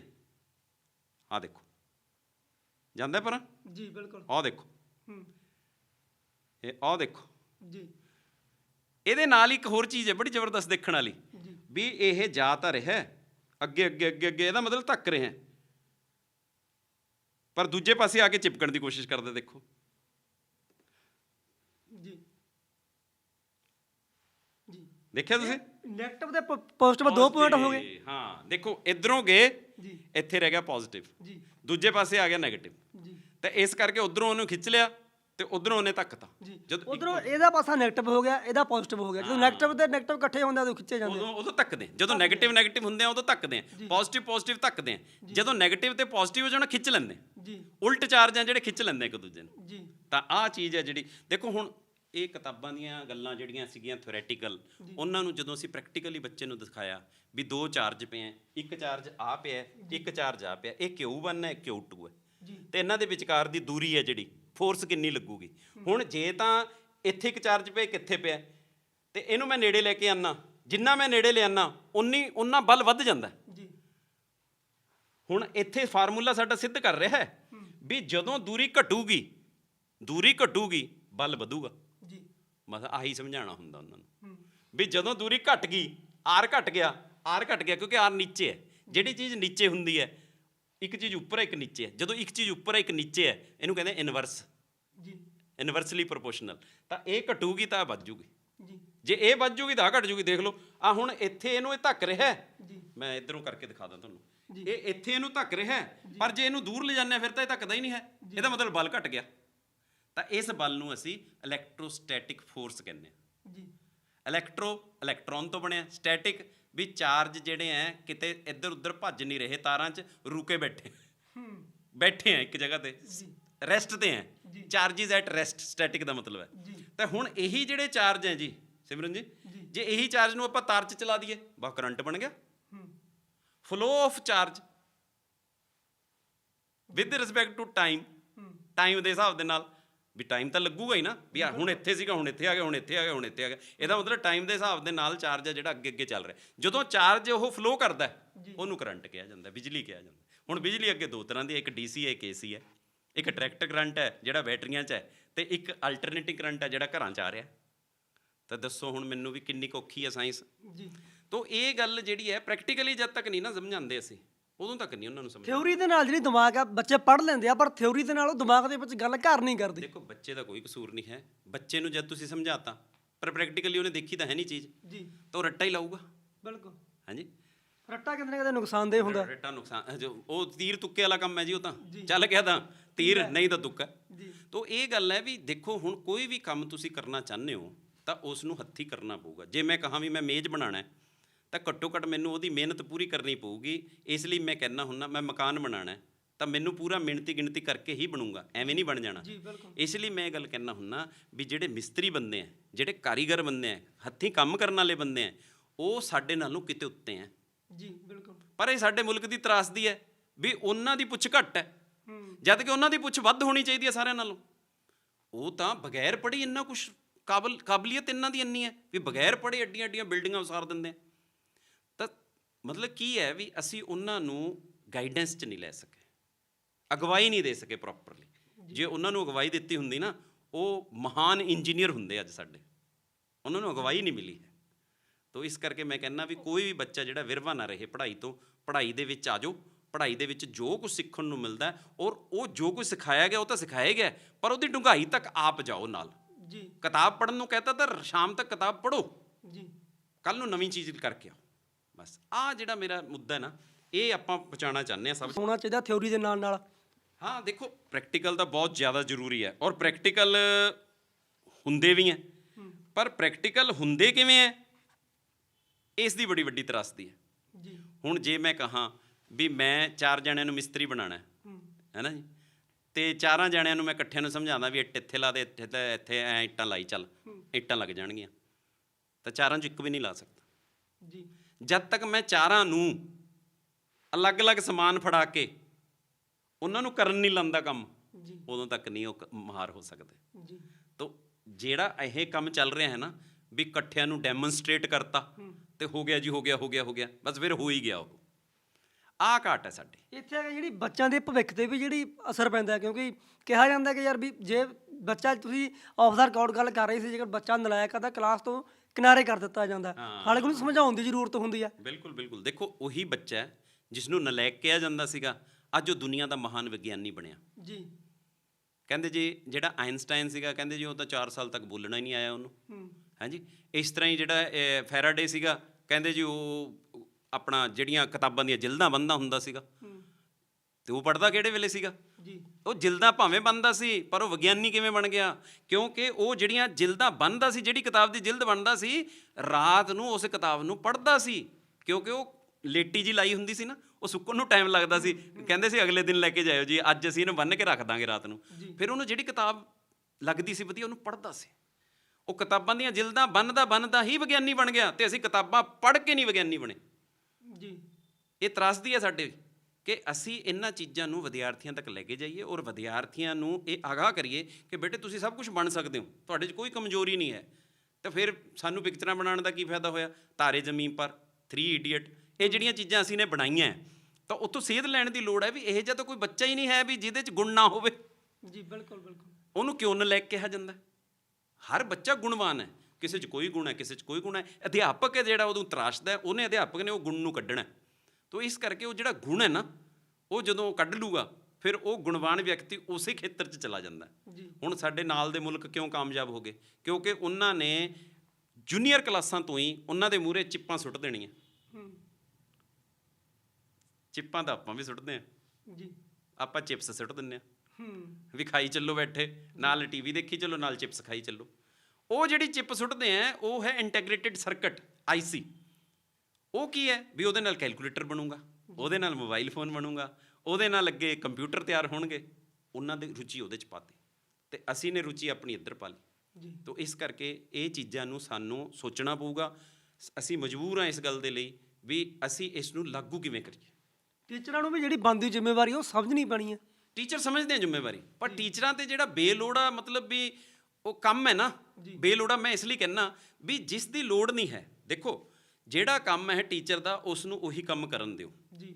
ਹੁਣ ਜੇ ਮੈਂ ਕਹਾਂ ਵੀ ਮੈਂ ਜੁੱਤੀਆਂ ਗੰਢ ਲੈਣਾ, ਮੈਂ ਨਹੀਂ ਗੰਢ ਸਕਦਾ ਹਾਂ ਜੁੱਤੀ ਜੀ। ਉਹ ਕਿਉਂ? ਕਿਉਂਕਿ ਉਹ ਮੇਰਾ ਕੰਮ ਨਹੀਂ ਹੈ। ਪਰ ਜੇ ਧੱਕੇ ਨਾਲ ਮੇਰੇ ਤੋਂ ਕਰਾਓਗੇ ਮੈਂ ਗੰਢ ਦੂੰਗਾ, ਫਿਰ ਉਹਨੂੰ ਜੀ ਮੈਨੂੰ ਆਉਂਦੀ ਹੋਈ ਜੀ ਗੰਢ ਦੂੰਗਾ। ਕੀ ਗੱਲ ਹੈ ਵੀ ਉਹ ਜਿਹੜਾ ਕੰਮ ਹੈ ਉਹ ਮਾਹਿਰਤਾ ਦੇ ਨਾਲ ਉਹੀ ਵਿਅਕਤੀ ਕਰ ਸਕਦਾ ਜਿਹਨੇ ਉਹਦੀ ਟ੍ਰੇਨਿੰਗ ਲਈ ਹੈ ਜੀ। ਤੋ ਇਸ ਕਰਕੇ ਅਧਿਆਪਕ ਨੂੰ ਉੱਥੇ ਹੀ ਰੱਖਿਆ ਜਾਵੇ ਜਿਸ ਗੱਲ ਦੇ ਲਈ ਉਸ ਨੂੰ ਅਪੁਆਇੰਟ ਕੀਤਾ ਗਿਆ। ਉਸ ਨੂੰ ਅਪੁਆਇੰਟ ਤਾਂ ਕੀਤਾ ਗਿਆ ਸੀ ਪੜ੍ਹਾਉਣ ਵਾਸਤੇ, ਉਲਝਾਇਆ ਨਾ ਜਾਵੇ ਪੜ੍ਹਾਉਣ ਵਾਸਤੇ। ਹੁਣ ਉਹਨੂੰ ਪੜ੍ਹਾਉਣ ਤੋਂ ਇਲਾਵਾ ਕਈ ਕੰਮ ਹੈ ਇੱਦਾਂ ਦੇ, ਮਤਲਬ ਅਨੇਕਾਂ ਹੀ ਕੰਮ ਹੈ। ਆਪਾਂ ਰੋਜ਼ ਪੜ੍ਹਦੇ ਹਾਂ ਅਖਬਾਰਾਂ 'ਚ ਵੀ ਅਧਿਆਪਕ ਕੋਲ ਆਹ ਵੀ ਕੰਮ ਹੈ, ਅਧਿਆਪਕ ਕੋਲ ਆਹ ਵੀ ਕੰਮ ਹੈ, ਅਧਿਆਪਕ ਕੋਲ ਆਹ ਵੀ ਕੰਮ ਹੈ। ਪਰ ਉਹ ਕੰਮਾਂ ਤੋਂ ਜਦ ਤੱਕ ਛੁਟਕਾਰਾ ਨਹੀਂ ਹੁੰਦਾ ਹੈ, ਜਦ ਤੱਕ ਇਹ ਪੜ੍ਹਾਈ ਜਿਹੜੀ ਹੈ ਸਿਰੇ 'ਤੇ ਨਹੀਂ ਆ ਸਕਦੀ। ਕਿਉਂਕਿ ਜਦੋਂ ਫੋਕਸ ਹੋਊਗਾ ਨਾ ਤਾਂ ਅਸੀਂ ਵੀ ਪੁੱਛ ਸਕਦੇ ਹਾਂ ਵੀ ਤੂੰ ਇਹ ਕੰਮ ਕਿਉਂ ਨਹੀਂ ਕੀਤਾ। ਹੁਣ ਤਾਂ ਅਧਿਆਪਕ ਇਹ ਵੀ ਕਹਿ ਦਿੰਦਾ ਜੀ ਮੈਨੂੰ ਉਹ ਵੀ ਕੰਮ ਸੀ ਜੀ, ਮੈਨੂੰ ਉਹ ਵੀ ਕੰਮ ਸੀ। ਫਿਰ ਜਦੋਂ ਹੋਊਗਾ ਹੀ ਕੰਮ ਇਕੱਲੀ ਪੜ੍ਹਾਈ ਦਾ, ਫਿਰ ਅਸੀਂ ਕਹਾਂਗੇ ਵੀ ਲਿਆ ਹੁਣ ਦੱਸ ਜੀ, ਬਿਲਕੁਲ ਜਵਾਬ ਦੇ ਹੋਊਗਾ ਉਹ। ਔਰ ਪਹਿਲੇ ਅਧਿਆਪਕ ਕੋਲ ਕੀ ਸੀ, ਉਹ ਸਾਰੇ ਵਿਸ਼ੇ ਪੜ੍ਹਾ ਲੈਂਦਾ ਸੀ ਇਕੱਲਾ ਹੀ, ਝੋਲਾ ਟੰਗਿਆ ਹੋਣਾ ਤੇ ਡਰ ਇੰਨਾ ਹੁੰਦਾ ਸੀ ਵੀ ਆ ਗਏ ਮਾਸਟਰ ਜੀ ਆ ਗਏ ਹੈਂ। ਔਰ ਸ਼ਾਮ ਨੂੰ ਉਹਨੇ ਬਗੈਰ ਪੈਸਿਆਂ ਤੋਂ ਫਿਰ ਪੜ੍ਹਾਉਣਾ ਜਵਾਕਾਂ ਨੂੰ। ਤਾਂ ਉਹ ਕੀ ਸੀ? ਉਹ ਵੀ ਅਧਿਆਪਕ ਸੀ ਨਾ। ਹੁਣ ਉਸ ਅਧਿਆਪਕ ਨੂੰ ਦੇਖੀਏ ਤੇ ਅੱਜ ਦੇ ਅਧਿਆਪਕ ਨੂੰ ਦੇਖੀਏ ਤਾਂ ਜ਼ਮੀਨ ਅਸਮਾਨ ਦਾ ਫਰਕ ਪੈ ਗਿਆ ਲੱਗਦਾ। ਪਰ ਉਹ ਫਰਕ ਆ ਜਿਹੜਾ ਪਿਆ ਹੋਇਆ ਉਹ ਮਿਟਾਉਣਾ ਪੈਣਾ, ਉਹ ਸਾਨੂੰ ਹੀ ਮਿਟਾਉਣਾ। ਅਸੀਂ ਉਹ ਸੋਚ ਕੇ ਮਿਟਾਉਣਾ। ਜੇ ਅੱਜ ਅਸੀਂ ਇਸ ਗੱਲ ਦੇ ਲਈ ਮਤਲਬ ਵੀ ਉਪਰਾਲੇ ਕਰਾਂਗੇ, ਸੋਚਾਂਗੇ, ਬੈਠਾਂਗੇ, ਵਿਚਾਰਾਂਗੇ ਵੀ ਹਾਂ ਵੀ ਇਹ ਗੱਲ ਤਾਂ ਇਸ ਤਰ੍ਹਾਂ ਹੋਣੀ ਚਾਹੀਦੀ ਹੈ, ਔਰ ਉਹ ਸਾਰਥਕਤਾ ਦੇ ਨਾਲ ਉਹਦੇ ਨਤੀਜੇ ਤਾਂ ਹੀ ਆਉਣਗੇ ਜੇ ਉਸ ਨੂੰ ਸਹੀ ਢੰਗ ਦੇ ਨਾਲ ਲਾਗੂ ਕੀਤਾ ਜਾਊਗਾ। ਜਦ ਤੱਕ ਅਸੀਂ ਉਹਨੂੰ ਲਾਗੂ ਨਹੀਂ ਕਰਦੇ ਹਾਂ ਉਹ ਚੀਜ਼ਾਂ ਨਹੀਂ ਹੁੰਦੀਆਂ ਹੈ। ਤਾਂ ਫਰਜ਼ੀਵਾੜਾ ਨਾ ਹੋਵੇ, ਸੱਚਾਈ ਦੇ ਵਿੱਚ ਲਿਆਓ। ਮੈਂ ਕਹਿੰਦਾ ਇੱਕ ਅਧਿਆਪਕ ਨੂੰ 5 ਬੱਚੇ ਦਿਓ ਵੀ ਤੇਰਾ ਕੰਮ ਹੈ ਭਾਈ ਸਾਲ ਭਰ 5 ਬੱਚੇ ਪੜ੍ਹਾ, 5 ਦੇ 5 IIT 'ਚ ਜਾਣੇ ਚਾਹੀਦੇ ਜੀ। ਠੀਕ ਹੈ ਜੀ।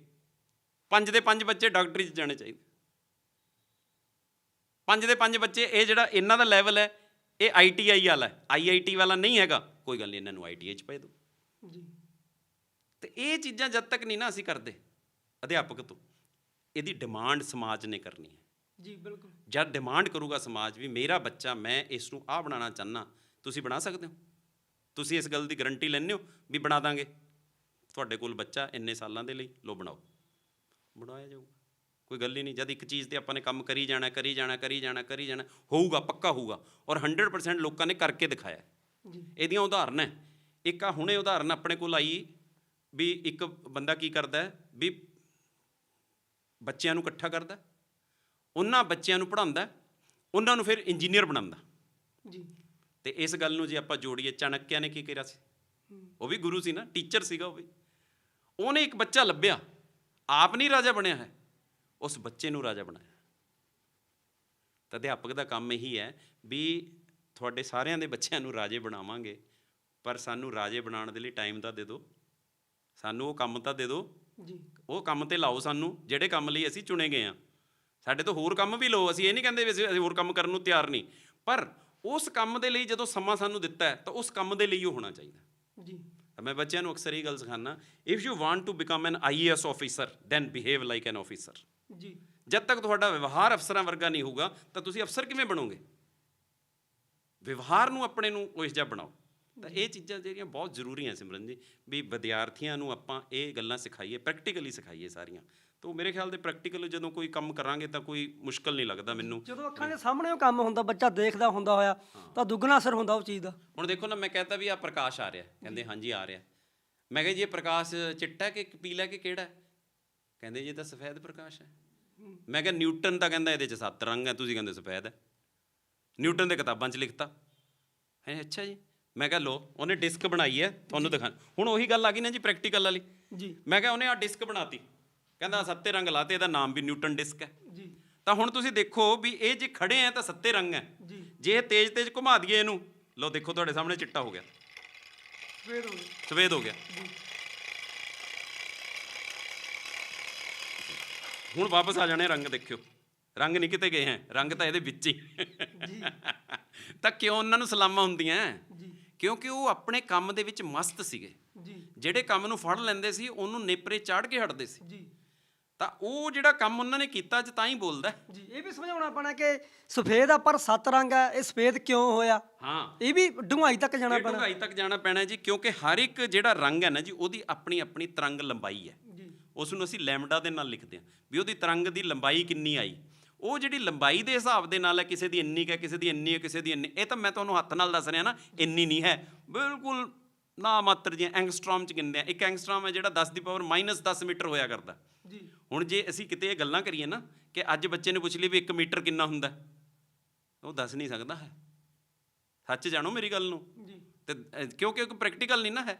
ਫਿਰ ਜਦੋਂ ਉਸ ਨੂੰ ਅਸੀਂ ਇਹ ਦੱਸ ਦਿੰਦੇ ਹਾਂ ਵੀ ਲੈ 1 ਮੀਟਰ ਦਾ ਕੀ ਹੈ ਪੁੱਤ, ਆਹ ਉਂਗਲੀ ਤੋਂ ਲੈ ਕੇ ਇੱਥੇ ਤੱਕ ਇੱਕ ਵਾਰੀ ਤੂੰ ਮਿਲ ਲੈ, ਤੇਰਾ ਹੀ ਸਰੀਰ ਹੈ, ਤੇਰੇ ਕੋਲ ਹੀ ਰਹਿਣਾ ਤੇ ਤੂੰ ਮਿਲ ਲੈ, ਮੇਰਾ ਤਾਂ ਇੰਨਾ ਬਣਦਾ ਮੀਟਰ, ਤੂੰ ਸਕੇਲ ਲਾ ਲੈ, ਜਿੱਥੇ ਤੇਰੇ 100 ਸੈਂਟੀਮੀਟਰ ਬਣ ਗਏ ਤੇਰਾ ਮੀਟਰ ਬਣ ਗਿਆ। ਜੀ ਤਾਂ ਇਸ ਤਰੀਕੇ ਦੇ ਨਾਲ ਜਦੋਂ ਅਸੀਂ ਕਰਾਂਗੇ ਨਾ ਜੀ ਇਹ ਕੰਮ, ਜੀ ਤਾਂ ਉਹਨਾਂ ਨੂੰ ਪਤਾ ਲੱਗ ਜੂਗਾ ਵੀ ਆਹ ਮੀਟਰ ਹੋ ਗਿਆ। ਲੈ 5 ਮੀਟਰ ਕੱਪੜਾ ਲੈਣਗੇ, ਆ ਲੈ ਵੀ ਹੋ ਗਿਆ 5 ਮੀਟਰ, ਨਾਲੇ ਉਹਦੇ ਕੋਲ ਇੰਚੀ ਟੇਪ ਨਹੀਂ ਹੈ, ਕੁਝ ਨਹੀਂ ਹੈ, ਫਿਰ ਵੀ ਮਿਣ ਸਕਦਾ।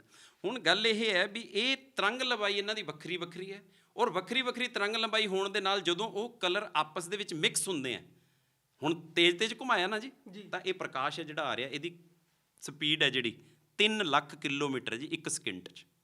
ਜੀ 1 ਸਕਿੰਟ 'ਚ ਬਸ, ਆ 1 ਸਕਿੰਟ ਹੋ ਗਿਆ, 3 ਲੱਖ ਕਿਲੋਮੀਟਰ ਚੱਲ ਜਾਂਦਾ ਹੈ ਇੱਕ ਸਕਿੰਟ ਦੇ ਵਿੱਚ। ਸਕਿੰਟ 'ਚ। ਅਚੰਭੇ ਵਾਲੀ ਗੱਲ ਲੱਗਦੀ ਹੈ ਕਿ ਨਹੀਂ? ਜੀ ਬਿਲਕੁਲ। ਤੇ ਇਹ ਅਚੰਭੇ ਨੂੰ ਮਤਲਬ ਵੀ ਸੁਲਝਾਇਆ ਕਿਹਨੇ? ਵਿਗਿਆਨ ਨੇ।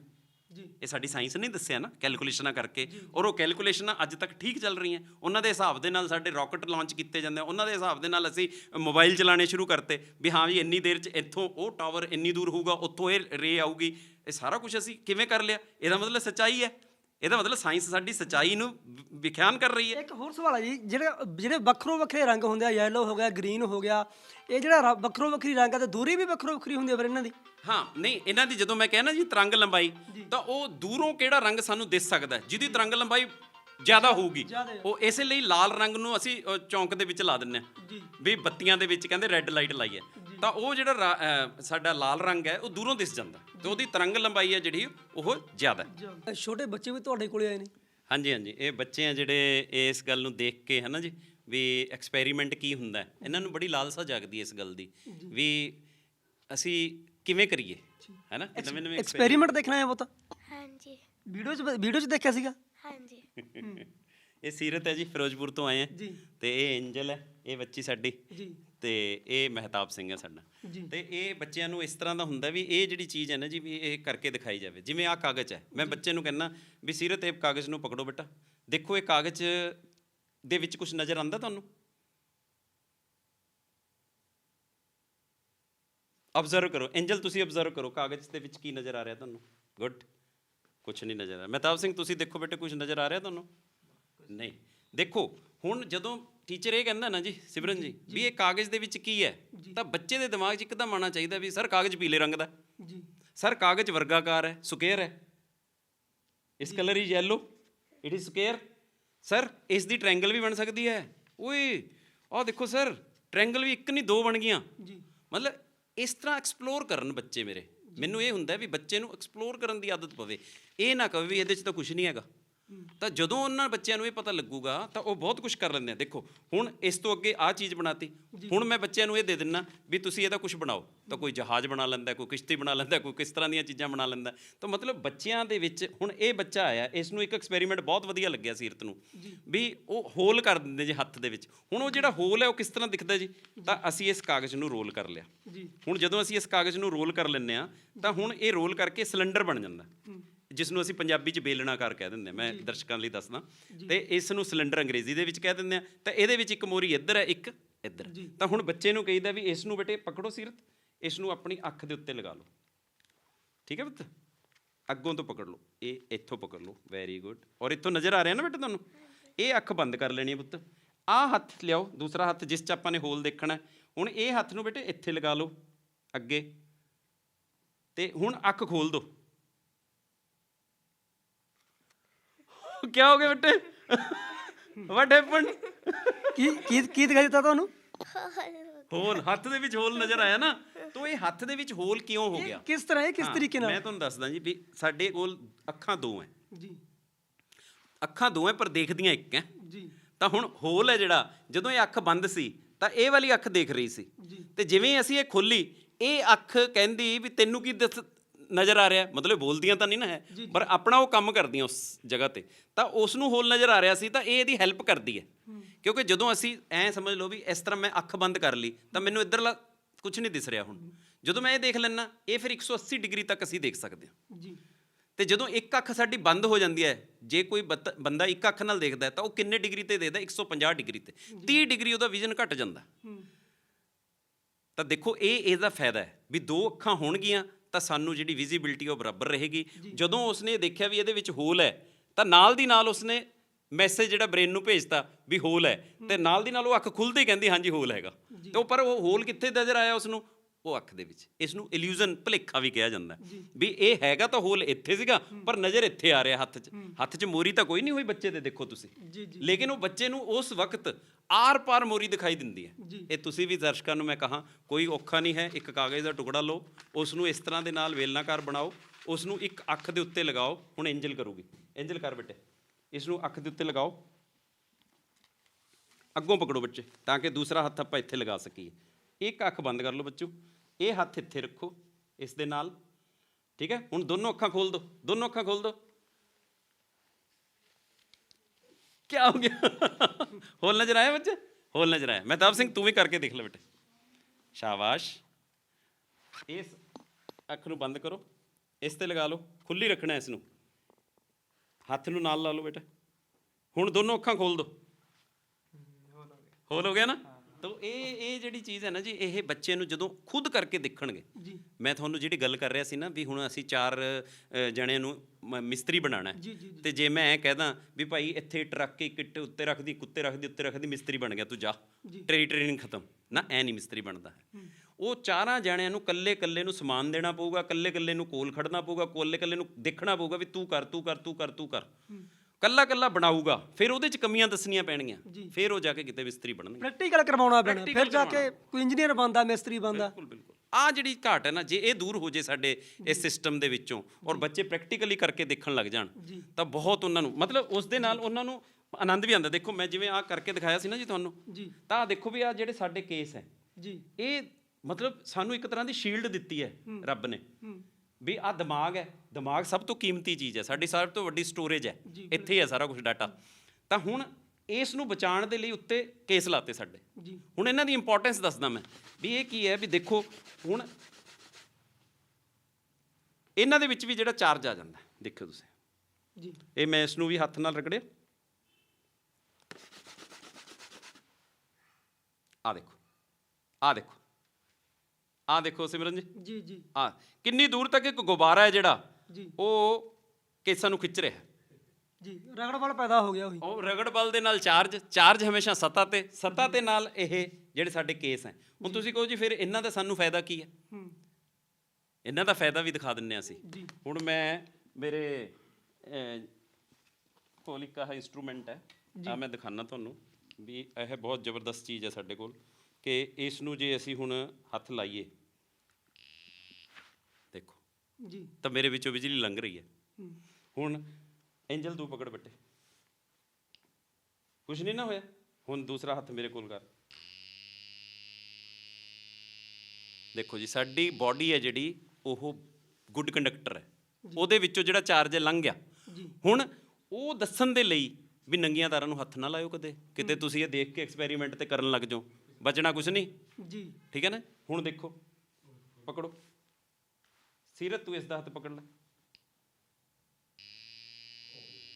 ਜੇ ਉਹਨੂੰ ਕਰੰਟ ਲੱਗਿਆ, ਨਾਲ ਕੋਈ ਲੱਗ ਗਿਆ, ਉਹ ਵੀ ਗਿਆ ਜੀ। ਮਹਿਤਾਬ ਸਿੰਘ ਆ ਬੇਟੇ, ਤੂੰ ਪਕੜ, ਦੀਦੀ ਦਾ ਹੱਥ ਪਕੜ, ਹਾਂ ਦੇਖੋ।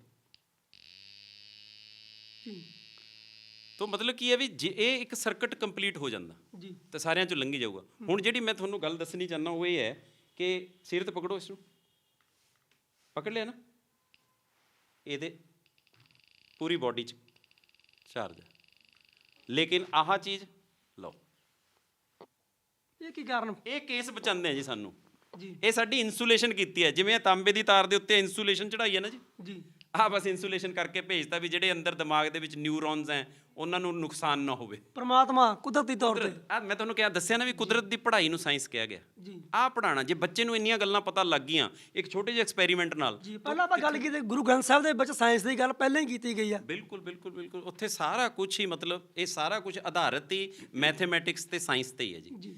ਤੇ ਹੁਣ ਜੇ ਅਸੀਂ ਗੱਲ ਕਰੀਏ ਵੀ ਜਿਹੜਾ ਇਹ ਗਣਿਤ ਵਿਸ਼ਾ ਹੈ, ਤਾਂ ਪਹਿਲਾ ਟਾਈਮ ਸੀ ਜੀ ਉਹ ਜਦੋਂ ਗੁਰੂ ਸਾਹਿਬ ਨੇ, ਹੁਣ ਤੁਸੀਂ ਜਦੋਂ ਗੁਰੂ ਦਾ ਨਾਮ ਲੈਂਦੇ ਹੋ ਤਾਂ ਮੈਨੂੰ ਯਾਦ ਆ ਜਾਂਦੀ ਹੈ ਵੀ ਗੁਰੂ ਨਾਨਕ ਦੇਵ ਜੀ ਨੇ ਗੁਰਮੁਖੀ ਦੇ ਅੱਗੇ ਏਕਾ ਲਿਖਿਆ ਸੀ ਜੀ। ਪੰਜਾਬੀ ਜਿਹਨੂੰ ਕਹਿੰਦੇ ਨਾ ਅਸੀਂ ਗੁਰਮੁਖੀ, ਜੀ ਤੇ ਉਹਦੇ ਮੂਹਰੇ ਏਕਾ, ਕਿਉਂਕਿ ਸਾਡੇ ਕੋਲ ਕੀ ਸੀਗਾ? ਓਂਕਾਰ। ਜੀ ਦੇਖੋ ਬੱਚਿਓ ਤੁਸੀਂ ਵੀ ਦੇਖੋ ਇੱਧਰ, ਸਾਡੇ ਕੋਲ ਕੀ ਸੀਗਾ? ਜੀ ਓਂਕਾਰ। ਇਹਦੇ ਮੂਹਰੇ ਕੀ ਲਿਖਤਾ ਉਹਨਾਂ ਨੇ? ਇੱਕ। ਜੀ ਇੱਕ ਓਂਕਾਰ। ਤਾਂ ਆਹ ਮੈਥਮੈਟਿਕਸ ਲਾਇਆ। ਹੁਣ ਜਦੋਂ ਇਹ ਮੈਥਮੈਟਿਕਸ ਲੱਗਿਆ, ਕਹਿੰਦੇ ਸ਼ੁਰੂਆਤ ਕਿੱਥੋਂ ਹੋਈ ਹੈ? ਸ੍ਰੀ ਗੁਰੂ ਗ੍ਰੰਥ ਸਾਹਿਬ ਜੀ ਦੀ ਇੱਕ ਓਂਕਾਰ। ਇੱਕ ਤੋਂ। ਜੀ ਇੱਕ ਤੋਂ। ਤੇ ਸਮਾਪਤੀ ਕਿੱਥੇ ਹੋ ਰਹੀ ਹੈ? ਪੜੋ ਫਿਰ ਜਰਾ, ਸਿਰਫ ਮੱਥਾ ਨਾ ਟਿਕਿਆ ਕਰੋ, ਪੜਿਆ ਵੀ ਕਰੋ। ਤਾਂ ਪੜੋ ਕੀ ਲਿਖਿਆ? ਖਸ਼ਟ ਰਾਗ ਉਨ ਗਾਏ ਸੰਗ ਰਾਗਨੀ 30 ਸਭੇ ਪੁੱਤਰ ਰਾਗਨ ਕੇ 18 10 20। ਜੀ 18 10 20 ਇਹ ਕੀ ਹੈ? ਮੈਥਮੈਟਿਕਸ ਹੈ। ਜੀ ਤਾਂ ਇਹ ਚੀਜ਼ਾਂ ਜਿਹੜੀਆਂ ਹੈਗੀਆਂ ਸਾਨੂੰ ਦੱਸਣੀਆਂ ਪੈਣਗੀਆਂ, ਸਮਝਣ ਦੀ ਵੀ ਲੋੜ ਆ। ਸਮਝਣ ਦੀ ਲੋੜ ਹੈ ਜੀ, ਸਮਝਣ ਦੀ ਲੋੜ ਹੈ। ਔਰ ਜਦੋਂ ਇਹ ਸਾਡੇ ਕੋਲ ਇਹ ਚੀਜ਼ਾਂ ਆ ਜਾਣਗੀਆਂ ਤਾਂ ਉਸ ਵਕਤ ਸਾਰੇ ਹੀ ਸਾਡੇ ਬੱਚੇ ਹੀ ਹੈ, ਕੱਲ ਦਾ ਭਵਿੱਖ ਹੈ ਸਾਡਾ। ਇਹਨਾਂ ਨੇ ਰੁਸ਼ਨਾਣਾ ਸਾਡੇ ਦੇਸ਼ ਨੂੰ, ਸਾਡੀ ਸੇਵਾ 'ਚ ਇਹਨਾਂ ਨੇ ਹਾਜ਼ਰ ਰਹਿਣਾ, ਸਾਡੇ ਸਮਾਜ ਦੀ ਸੇਵਾ 'ਚ ਇਹਨਾਂ ਨੇ ਹਾਜ਼ਰ ਰਹਿਣਾ। ਠੀਕ ਹੈ ਨਾ? ਤਾਂ ਇਸ ਕਰਕੇ ਇਹਨਾਂ ਨੂੰ ਆਪਾਂ ਚਮਕਾਈਏ ਵੱਧ ਤੋਂ ਵੱਧ, ਇਹਨਾਂ ਦੇ ਵੱਲ ਧਿਆਨ ਦਈਏ, ਆਪਣੇ ਬੱਚਿਆਂ ਦੇ ਵੱਲ, ਕਿ ਇਹਨਾਂ ਨੂੰ ਆਪਾਂ ਆਪਣੇ ਬੱਚੇ ਕਿਹੜੇ ਆ? ਆਪਣੇ ਬੱਚੇ ਸਮਾਜ ਦੇ ਬੱਚੇ। ਅਧਿਆਪਕ ਦੇ ਬੱਚੇ ਉਹ ਹੋਇਆ ਕਰਦੇ ਆ, ਉਹ 40 ਬੱਚਿਆਂ ਬਾਰੇ ਤਾਂ ਜਾਣਦਾ, ਪਰ ਆਪਣੇ ਖੁਦ ਦੇ ਬੱਚੇ ਬਾਰੇ ਨਹੀਂ ਉਹਨੂੰ ਪਤਾ ਹੁੰਦਾ ਵੀ ਇਹ ਕੀ ਕਰਦਾ। ਇਸ ਕਰਕੇ ਲੋੜ ਹੈ ਅੱਜ ਦੀ, ਸਮੇਂ ਦੀ ਮੰਗ ਵੀ ਹੈ। ਸਮੇਂ ਦੀ ਮੰਗ ਵੀ ਹੈ। ਤਾਂ ਮੈਂ ਧੰਨਵਾਦ ਕਰਦਾ ਇਹਨਾਂ ਬੱਚਿਆਂ ਦਾ ਜਿਹੜੇ ਆਏ ਇੰਨੀ ਦੂਰੋਂ ਚੱਲ ਕੇ, ਹੈਂ, ਤੇ ਇਹਨਾਂ ਨੇ ਮਤਲਬ ਵੀ ਇਹ ਚੇਸ਼ਟਾ ਜ਼ਾਹਰ ਕੀਤੀ ਵੀ ਅਸੀਂ ਜਿਹੜਾ ਹੈ ਇਸ ਚੀਜ਼ ਨੂੰ ਸਿੱਖੀਏ। ਤਾਂ ਇਹਨਾਂ ਦੇ ਨਾਲ ਇਹਨਾਂ ਦੇ ਫਾਦਰ ਸਾਹਿਬ ਤੇ ਮੇਰੇ ਦੋਸਤ ਵੀ ਆਏ ਹੋਏ ਆ। ਵੀਡੀਓ ਦੇਖ ਕੇ ਆਏ ਸੀ ਪੁੱਤ? ਹਾਂਜੀ ਜੀ। ਹੋਰ ਵੀ ਬੱਚੇ ਤੁਹਾਡੇ ਕੋਲੇ ਆਉਂਦੇ ਆ? ਬਹੁਤ ਬੱਚੇ ਆਉਂਦੇ ਜੀ ਮੇਰੇ ਕੋਲ, ਇੱਥੋਂ ਤੱਕ ਕਿ ਮੈਂ ਵੀ ਤੁਹਾਨੂੰ ਦੱਸ ਦੇਣਾ ਚਾਹੁੰਦਾ ਦਰਸ਼ਕਾਂ ਨੂੰ ਕਿ ਨਿਊਜ਼ੀਲੈਂਡ, ਪਾਕਿਸਤਾਨ, ਅਮਰੀਕਾ, ਆਸਟ੍ਰੇਲੀਆ, ਉੱਥੋਂ ਦੇ ਬੱਚੇ ਸ਼ਨੀਵਾਰ ਤੇ ਐਤਵਾਰ ਕੋਈ ਕਲਾਸ ਵੀ ਆਨਲਾਈਨ ਚਾਹਣ ਤਾਂ ਉਹਨਾਂ ਨੂੰ ਮੈਂ ਦੇ ਰਿਹਾ, ਤੇ ਉਹ ਲੈਂਦੇ ਵੀ ਆ ਕਲਾਸਾਂ ਮੇਰੇ ਤੋਂ। ਤੇ ਉਹਦਾ ਕਲਾਸਾਂ ਦੇ ਵਿੱਚ ਉਹਨਾਂ ਦੇ ਜਿਹੜੇ ਡਾਊਟ ਹੁੰਦੇ ਆ ਮੈਥਮੈਟਿਕਸ ਜਾਂ ਸਾਇੰਸ ਦੇ, ਉਹ ਅਸੀਂ ਆਪਸ ਦੇ ਵਿੱਚ ਡਿਸਕਸ ਵੀ ਕਰਦੇ ਹਾਂ। ਤੇ ਇਹ ਚੱਲ ਰਹੇ ਆ, ਬੱਚੇ ਪੜ੍ਹ ਰਹੇ ਆ। ਔਰ ਇੱਥੋਂ ਤੱਕ ਇੱਕ ਗੱਲ ਹੋਰ ਮੈਨੂੰ ਤੁਸੀਂ ਯਾਦ ਕਰਾਤੀ ਕਿ ਇੱਕ ਪ੍ਰੋਫੈਸਰ ਹੈ ਉੱਥੋਂ ਦੇ, ਉਹਨਾਂ ਦਾ ਹੁਣੇ ਪਿੱਛੇ ਜੇ ਫੋਨ ਆਇਆ ਕਿ ਮੈਂ ਪੰਜਾਬੀ ਦੀ ਪ੍ਰੋਫੈਸਰ ਲੱਗਣਾ, ਪਰ ਮੈਨੂੰ ਮੈਥ ਦਾ ਜਿਹੜਾ ਐਗਜ਼ਾਮ ਹੈ ਉਹ ਕਲੀਅਰ ਕਰਨਾ ਪੈਣਾ, ਇਸ ਲਈ ਤੁਸੀਂ ਮੇਰੀ ਮੈਥ ਦੇ ਵਿੱਚ ਮਦਦ ਕਰੋ। ਕਿੱਥੋਂ ਦੇ ਟੀਚਰ ਸੀ ਜੀ? ਉਹ ਇੰਗਲੈਂਡ ਦੇ ਜੀ। ਇੰਗਲੈਂਡ ਤੋਂ ਉਹਨਾਂ ਦਾ ਫੋਨ ਆਇਆ, ਤੇ ਫਿਰ ਉਹਨਾਂ ਨੂੰ ਮੈਂ ਇੱਕ ਕਲਾਸ ਦਿੱਤੀ ਵੀ ਉਹਨਾਂ ਨੂੰ ਦੱਸਿਆ ਬੇਸਿਕਸ ਵੀ ਮੈਥਮੈਟਿਕਸ ਕੀ ਹੈ। ਤਾਂ ਉਹ ਫਿਰ ਬੜੀ ਖੁਸ਼ੀ ਜ਼ਾਹਰ ਕੀਤੀ ਉਹਨਾਂ ਨੇ ਇਸ ਗੱਲ ਦੇ ਲਈ ਵੀ ਚਲੋ ਦੇਖੋ ਅਧਿਆਪਕ ਦਾ ਫਰਜ਼ ਕੀ ਹੈ ਵੀ ਜੋ ਮੇਰੇ ਕੋਲ ਹੈ ਮੈਂ ਤੁਹਾਨੂੰ ਦੇ ਦਾਂ। ਠੀਕ ਹੈ ਨਾ? ਮੇਰੇ ਕੋਲ ਕਿੱਥੋਂ ਆਇਆ? ਮੈਂ ਕੋਈ ਆਪਣੀਆਂ ਚੀਜ਼ਾਂ ਨਹੀਂ ਬਣਾਈਆਂ, ਮੈਂ ਕਿਤਾਬਾਂ ਪੜ੍ਹਦਾ। ਮੇਰੇ ਅਧਿਆਪਕਾਂ ਨੇ, ਮੇਰੇ ਮਾਤਾ ਪਿਤਾ ਨੇ, ਮੇਰੇ ਸਾਥੀਆਂ ਨੇ ਜੋ ਮੈਨੂੰ ਦਿੱਤਾ, ਸਿਖਾਇਆ, ਉਸ ਨੂੰ ਮੈਂ ਲਾਗੂ ਕਰਨ ਦੀ ਕੋਸ਼ਿਸ਼ 'ਚ ਰਹਿਣਾ ਹਰ ਵਕਤ। ਬੱਚੇ ਆਪਣੇ ਕੋਲੇ ਖੜੇ ਆ, ਇਹਨਾਂ ਭਵਿੱਖ ਆ ਜਿਹੜਾ ਟੀਚਰ ਦੇ ਸਹਾਰੇ ਖੜਾ ਹੈ। ਟੀਚਰ ਦੀ ਜ਼ਿੰਮੇਵਾਰੀ ਬਣ ਜਾਂਦੀ ਹੈ ਕਿ ਉਹ ਬੱਚੇ ਦੇ ਭਵਿੱਖ ਨੂੰ ਸੰਭਾਲਣਾ ਕਿਵੇਂ। ਇਹੀ ਮੇਰੀ ਕੋਸ਼ਿਸ਼ ਰਹਿੰਦੀ ਹੈ ਵੀ ਇਹ ਜੇ ਬੱਚੇ ਜਦੋਂ ਅਫਸਰ ਲੱਗੇ ਹੋਣਗੇ, ਵੱਡੇ ਵੱਡੇ ਅਫਸਰ ਬਣੇ ਹੋਏ ਹੋਣਗੇ, ਹਾਂਜੀ, ਤਾਂ ਇਹਨਾਂ ਨੂੰ ਮੈਂ ਦੇਖ ਦੇਖ ਕੇ ਖੁਸ਼ ਹੋਊਂਗਾ ਵੀ ਇਹ ਬੱਚੇ ਕੱਲ ਜਿਹੜੇ ਮੈਨੂੰ ਪ੍ਰਸ਼ਨ ਪੁੱਛਦੇ ਸੀ ਅੱਜ ਐਡੇ ਉੱਚੇ ਅਹੁਦਿਆਂ 'ਤੇ ਪਹੁੰਚ ਗਏ, ਤਾਂ ਮੈਨੂੰ ਕਿੰਨਾ ਚਾਅ ਹੋਊਗਾ ਉਸ ਵੇਲੇ। ਤਾਂ ਅਧਿਆਪਕ ਤਾਂ ਇਹੀ ਦੇਖਣਾ ਚਾਹੁੰਦਾ ਆਪਣੀ ਜ਼ਿੰਦਗੀ 'ਚ ਵੀ ਜਿਹੜੇ ਮੇਰੇ ਕੋਲ ਪੜ੍ਹੇ ਹੈ ਉਹ ਉੱਚ ਅਹੁਦਿਆਂ 'ਤੇ ਪਹੁੰਚ ਜਾਣ। ਜਰਨੀ ਤੁਹਾਡੀ ਜਿਹੜੀ ਆ ਉਹ ਕਦੋਂ ਸ਼ੁਰੂ ਹੁੰਦੀ ਹੈ ਇਸ ਪਾਸੇ? ਹਾਂ ਦੇਖੋ, ਜਿਹੜਾ ਇਹ ਸਫ਼ਰ ਹੈ ਨਾ ਜੀ, ਇਹ ਪ੍ਰੋਜੈਕਟ ਦਾ ਸਫ਼ਰ ਹੈ, ਇਹ ਮੈਂ 1 ਨਵੰਬਰ 2012 ਨੂੰ ਸ਼ੁਰੂ ਕੀਤਾ ਸੀ। ਤੇ ਜਦੋਂ 1 ਨਵੰਬਰ 2012 ਦੇ ਵਿੱਚ ਮੈਂ ਇਸ ਗੱਲ ਦਾ ਸੁਪਨਾ ਲਿਆ, ਜਿਵੇਂ ਕਲਾਬ ਸਾਹਿਬ ਕਹਿੰਦੇ ਆ ਵੀ ਸੁਪਨੇ ਜਿਹੜੇ ਉਹ ਹੁੰਦੇ ਜਿਹੜੇ ਸੌਣ ਨਾ ਦੇਣ, ਹੈ ਨਾ ਜੀ। ਸੁੱਤੇ ਹੋਏ ਆ ਗਿਆ ਸੁਪਨਾ ਆ ਗਿਆ ਜੀ, ਪਰ ਉਹ ਸੌਣ ਨਹੀਂ ਦਿੰਦੇ। ਮੇਰੇ ਮਨ ਦੇ ਵਿੱਚ ਇਹ ਹੈ ਵੀ ਪ੍ਰੈਕਟੀਕਲਾਂ ਦੀ ਦੁਰਦਸ਼ਾ ਹੋ ਰਹੀ ਹੈ, ਵੀ ਕਿਉਂ ਨਾ ਆਪਾਂ ਪ੍ਰੈਕਟੀਕਲ ਵੱਡੇ ਪੱਧਰ 'ਤੇ ਕਰਾਈਏ। ਤਾਂ 2012 'ਚ ਜਦੋਂ ਮੈਂ ਇਹ ਸੁਪਨਾ ਲਿਆ ਤਾਂ ਮੈਂ ਆਪਣੀ ਕਾਰ ਨੂੰ ਹੀ ਇੱਕ ਪ੍ਰਯੋਗਸ਼ਾਲਾ ਦਾ ਰੂਪ ਦਿੱਤਾ, ਕਾਰ ਦੇ ਵਿੱਚ ਹੀ ਪ੍ਰਯੋਗਸ਼ਾਲਾ ਬਣਾਤੀ। ਤਾਂ ਉਸ ਵੇਲੇ ਭਾਰਤ ਸਰਕਾਰ ਨੇ ਮੈਨੂੰ ਸਨਮਾਨਿਤ ਕੀਤਾ, ਸਾਡੇ ਦੇਸ਼ ਦੇ ਰਾਸ਼ਟਰਪਤੀ ਜੀ ਸ਼੍ਰੀ ਪ੍ਰਣਬ ਮੁਖਰਜੀ ਸੀ ਜੀ ਉਦੋਂ, ਤਾਂ ਉਹਨਾਂ ਨੇ ਇਹ ਅਵਾਰਡਾਂ ਦੇ ਨਾਲ ਸਨਮਾਨਿਤ ਕੀਤਾ, ਰਾਜ ਸਰਕਾਰ ਨੇ ਸਨਮਾਨਿਤ ਕੀਤਾ। ਤਾਂ ਹੁਣ ਜਦੋਂ ਇਹ ਅਵਾਰਡ ਸਾਡੇ ਕੋਲ ਮਿਲਦੇ ਆ ਤਾਂ ਉਸ ਵਕਤ ਸਾਨੂੰ ਇਹ ਹੋ ਜਾਂਦਾ ਵੀ ਹਾਂ ਹੁਣ ਹੋਰ ਕੰਮ ਕਰੀਏ, ਹੁਣ ਮੋਢਿਆਂ 'ਤੇ ਜ਼ਿੰਮੇਵਾਰੀ ਵੱਡੀ ਆ ਗਈ। ਤਾਂ ਉਹ ਜਿਹੜੀ ਜ਼ਿੰਮੇਵਾਰੀ ਸਾਡੇ ਮੋਢਿਆਂ 'ਤੇ ਆਈ ਹੈ, ਤਾਂ ਉਸ ਜ਼ਿੰਮੇਵਾਰੀ ਨੂੰ ਨਿਭਾਉਂਦੇ ਹੋਏ ਇਹ ਜਿਹੜੀ ਚੀਜ਼ ਸੀਗੀ ਸਾਡੀ ਇੱਕ ਜਗ੍ਹਾ ਤੋਂ ਦੂਜੀ ਜਗ੍ਹਾ ਫਿਰ ਚੱਲਣੀ ਸ਼ੁਰੂ ਹੋ ਗਈ। ਤੇ ਇਸ ਤਰ੍ਹਾਂ ਹੀ ਜਿਹੜਾ ਸੋਸ਼ਲ ਮੀਡੀਆ ਸਾਡੇ ਸਾਥੀ ਹੈ ਉਹਨਾਂ ਨੇ ਇਹ ਚੀਜ਼ਾਂ ਨੂੰ ਮਤਲਬ ਵੀ ਪ੍ਰਚਾਰਿਤ ਕਰਨਾ ਸ਼ੁਰੂ ਕਰਤਾ। ਜਦੋਂ ਇਹ ਪ੍ਰਚਾਰਿਤ ਹੋਣਾ ਸ਼ੁਰੂ ਹੋ ਗਿਆ ਫਿਰ department of science and technology government of India ਨੇ ਇਸ ਦੇ ਲਈ ਪੁਰਸਕਾਰ ਦਿੱਤਾ। ਫਿਰ ਇਸੇ ਤਰ੍ਹਾਂ ਦੇ ਨਾਲ ਮਾਲਤੀ ਗਿਆਨਪੀਠ ਪੁਰਸਕਾਰ ਮਿਲਿਆ।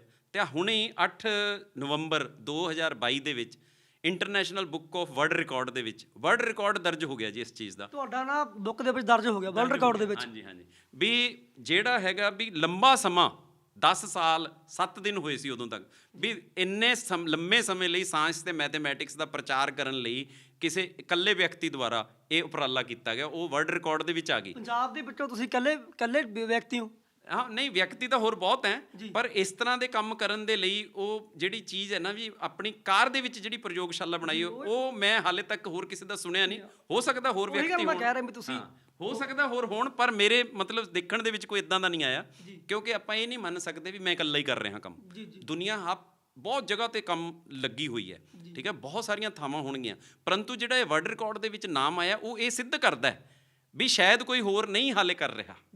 ਤਾਂ ਉਸ ਤਰ੍ਹਾਂ ਦੇ ਨਾਲ ਸਾਨੂੰ ਉਤਸ਼ਾਹ ਮਿਲਦਾ, ਅਤੇ ਉਤਸ਼ਾਹ ਮਿਲਣ ਦੇ ਨਾਲ ਫਿਰ ਕੀ ਹੈ ਵੀ ਮੈਨੂੰ ਪਤਾ ਲੱਗਿਆ ਵੀ ਜਦੋਂ ਇਹ ਜਗ੍ਹਾ ਜਗ੍ਹਾ 'ਤੇ ਇਹ ਪ੍ਰੋਗਰਾਮ ਹੋਣੇ ਸ਼ੁਰੂ ਹੋ ਗਏ ਅਤੇ ਮੇਰੇ ਸਾਥੀਆਂ ਨੇ ਮੈਨੂੰ ਉਤਸ਼ਾਹਿਤ ਕੀਤਾ ਇਸ ਗੱਲ ਦੇ ਲਈ ਵੀ ਹਾਂ, ਜਦੋਂ ਮੇਰੇ ਇੱਕ ਸਾਥੀ ਅਮਰਦੀਪ ਜੀ, ਉਹ ਕਹਿੰਦੇ ਵੀ ਜਦੋਂ ਇਹ ਕਾਰ ਪਿੰਡਾਂ 'ਚ ਜਾਇਆ ਕਰੂਗੇ ਨਾ ਤਾਂ ਲੋਕ ਦੇਖਿਆ ਕਰਨਗੇ ਵੀ ਕੀ ਆ ਗਿਆ।